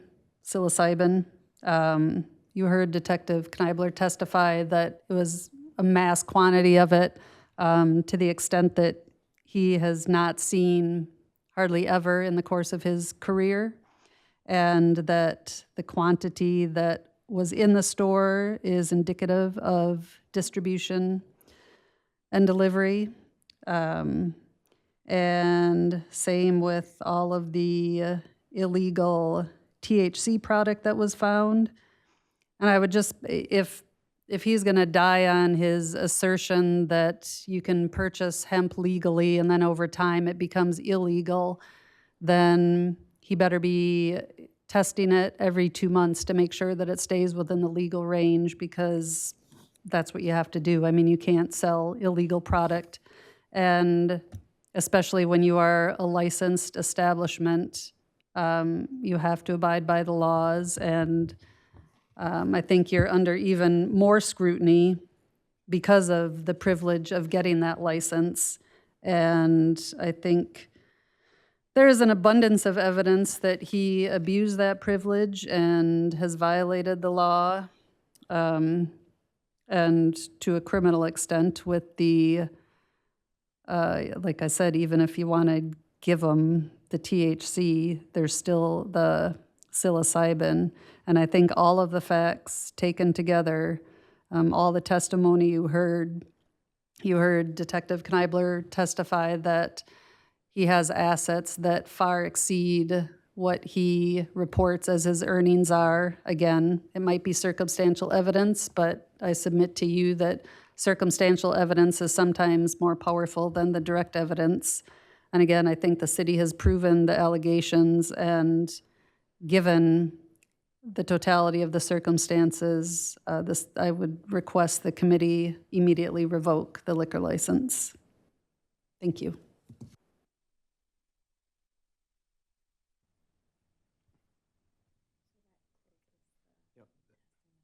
That closes the testimony. And now we will go into closed session to deliberate regarding the evidence presented and determine whether the city has proven each count in the complaint, and then recommended actions that we will recommend to the full committee. And So to get into closed session, basically, I'll read. and then you'll need a motion and a vote. So this was noticed that it would be impossible closed session. Please take notice that when considering the following item, the ALRC may go into closed session from time to time pursuant to sections 19.85, 1A, 1B, and 1G of the Wisconsin statutes, which, read the statute. But you have to generally okay. explain what will happen in the closed session. Yeah, so we're going to deliberate on this case, which is the subject of this quasi judicial hearing. Consider consider discipline of the fusion licensed by the ALRC, and confer with legal counsel for the ALRC, who is rendering oral or written advice concerning strategy to be adopted by the body with respect to litigation in which it is likely to become involved. And further, please take notice that if the ALRC goes into closed session, it may return to open session immediately without giving the 12 hours notice under section 1985, parentheses 2, Wisconsin statutes. So one more thing, I'll tell you, I'll give you a time that we won't come back earlier than such time. So I think for simplicity's sake, I'll make the motion that we go into closed session, and we will come back in the open session to vote in not less than 15 minutes from now. That's 9 p.m. Second.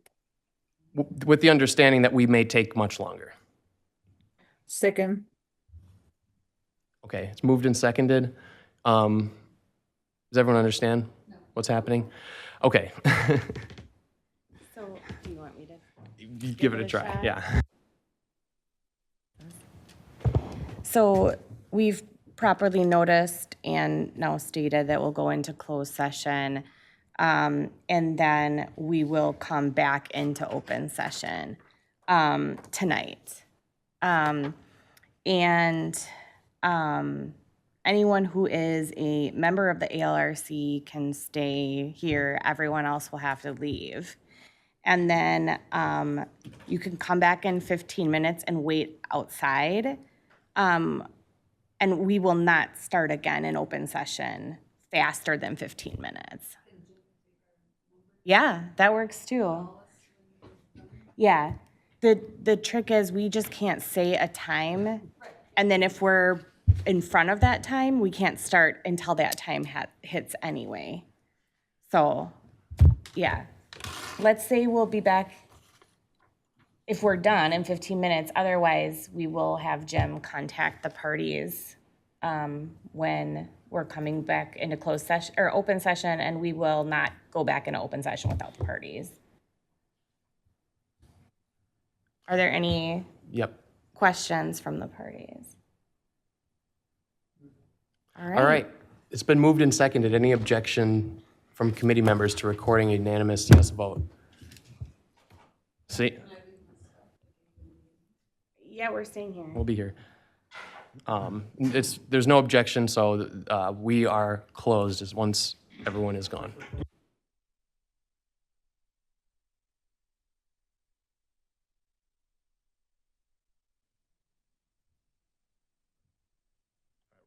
We're good to go. Is there a motion to reconvene? If not, I'll move. Well, let's make sure we Oh, can see in here. Second. okay. Moved and seconded. Any objection? Seeing none, we're back in open session. Would any alder like to speak at this time?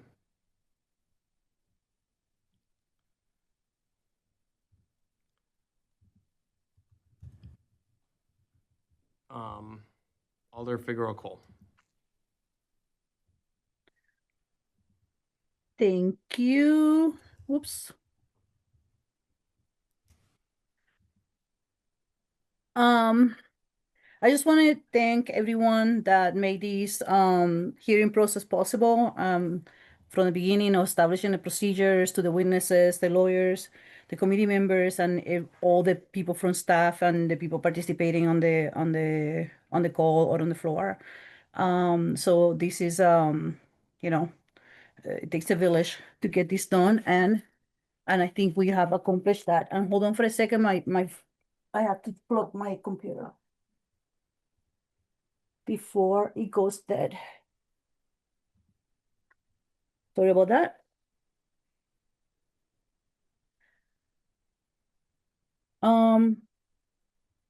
Okay, perfect. So, we had a discussion in closed session, and I just want to kind of summarize from my perspective where I'm coming about to my decision-making process. The volume of photographic evidence and testimony from multiple agencies has been deeply concerning. However, I want to set that aside for a moment because there have been clear violations that fall directly within the jurisdiction of the Alcohol License Review Committee. There appears to be a failure to follow basic operational requirements. The establishment serving alcohol must have a licensed bartender present or staff who are properly supervised. In this case, even the license holder's own staff appears to be unaware of this fundamental requirement, which is the responsibility of the license holder to clearly communicate and enforce within his employees.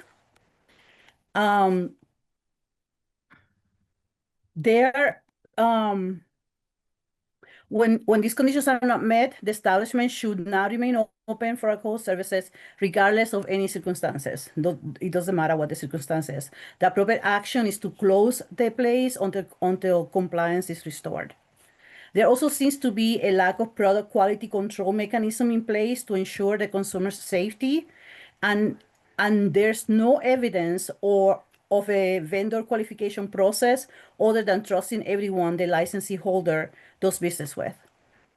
Taken together, the apparent disregard for fundamental licensing rules, along with the concerns raised through testimony, warrants serious scrutiny. As for the substantial body of evidence related to the illegal distribution of drugs, I will not repeat Attorney Selby's prior statements. However, I will note that relying on a simple Google search as a defense does not constitute substantial or credible evidence, particularly when weighted against documented laboratory test results. So with that, I guess we'll give it back to you, Chair. Thank you.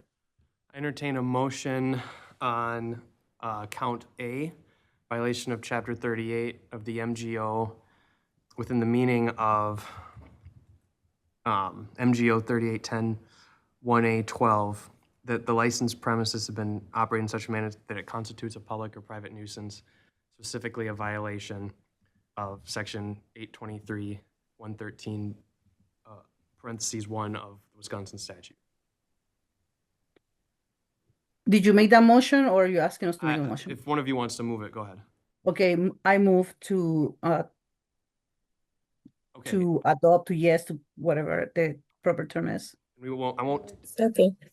I move to recommend, I think, no?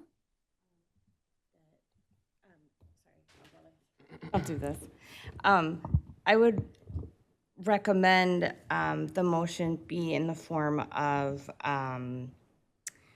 that you find that the city prosecutor has proven this count by a preponderance of the evidence. Are you okay with that wording, Alder Figueroa-Cole? If I don't have to repeat it. You don't have to. Okay, yes, I am. Okay. And so I'm not going to do seconds. We'll just go straight to the roll call. Mr. Verbeek.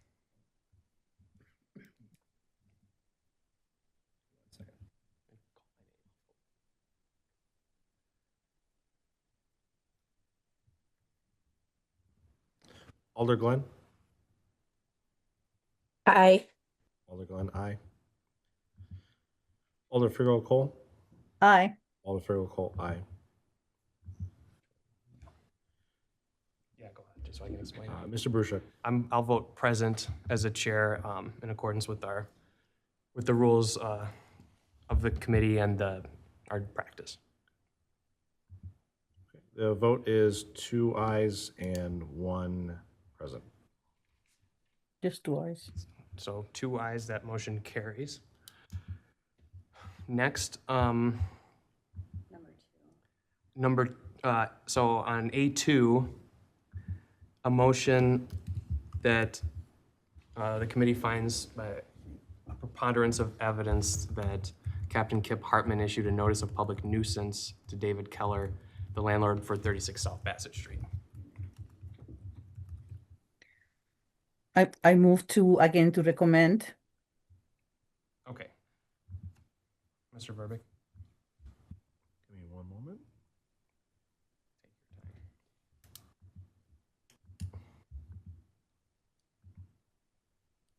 I'm sorry, who moved that one? That was Alder Farrell Cole. Yeah. Is it makes you do a second? Yeah. This me as the second. Okay.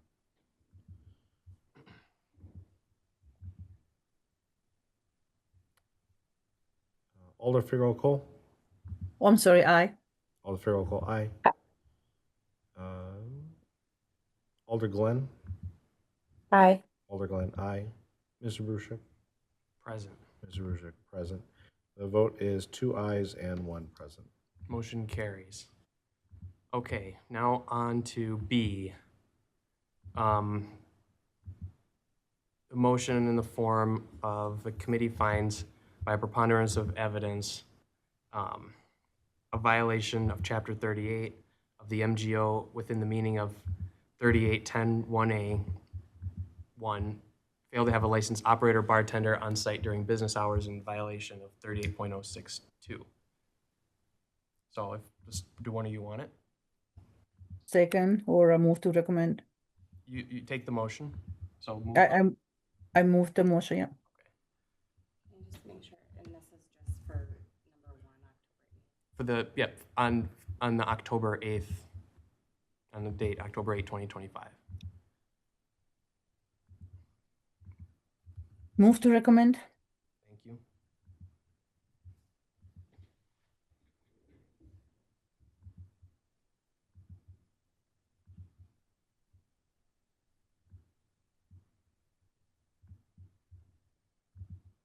And which one is this on? B1. B1. Okay. Okay. And who's the second on that? I'll be second. Oh,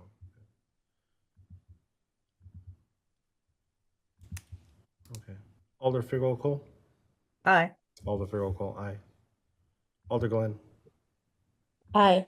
Alder Glenn, aye. Mr. Brusick. Present. Mr. Brusick. Present. The vote is 2 ayes and 1 present. So on number, that carries. On number 2, it's the same question, but for the date, January 15th, 2026. Move to recommend. Moved by Alder Figueroa Cole, seconded by me for the sake of.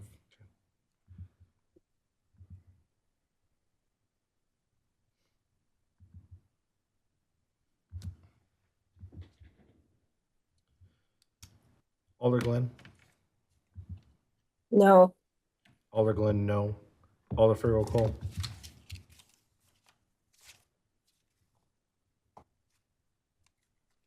No.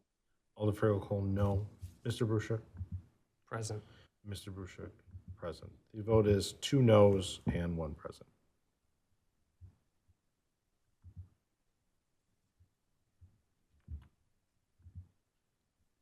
That motion fails.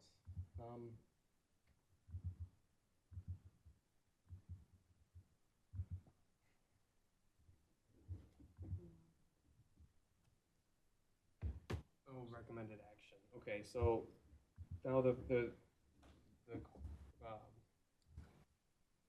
question before the committee is on the recommended action. Alder Figueroa Cole, you want to make a motion? Colin, is your mic on? Yep, we are on There you go. recommended action. Would you like to make a motion, Alder Figueroa Cole, on that section? Did you read it already? I'm sorry. I'll make the motion. Yes, thank you. No, I'll read the motion and put it to you two to decide who takes it. Yeah, go ahead. The options are a motion Oh, yeah. to suspend for a minimum of 3 days to a maximum of 90 days, to revoke the license, and those are the only 2 options. Okay, so I move for the license to be revoked. Okay. And I'm seconding for the sake of putting it before the committee.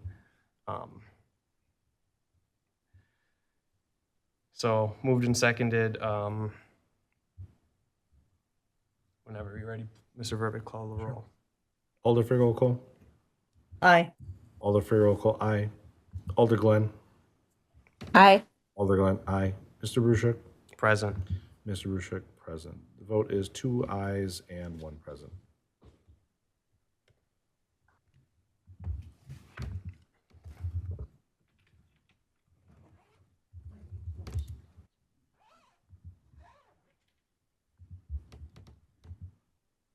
All right, so there's no more business to conduct here, so a motion to adjourn is in order.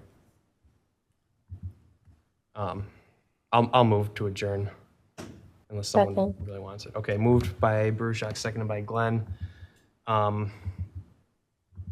Any objection? Seeing none? Thank you, everyone.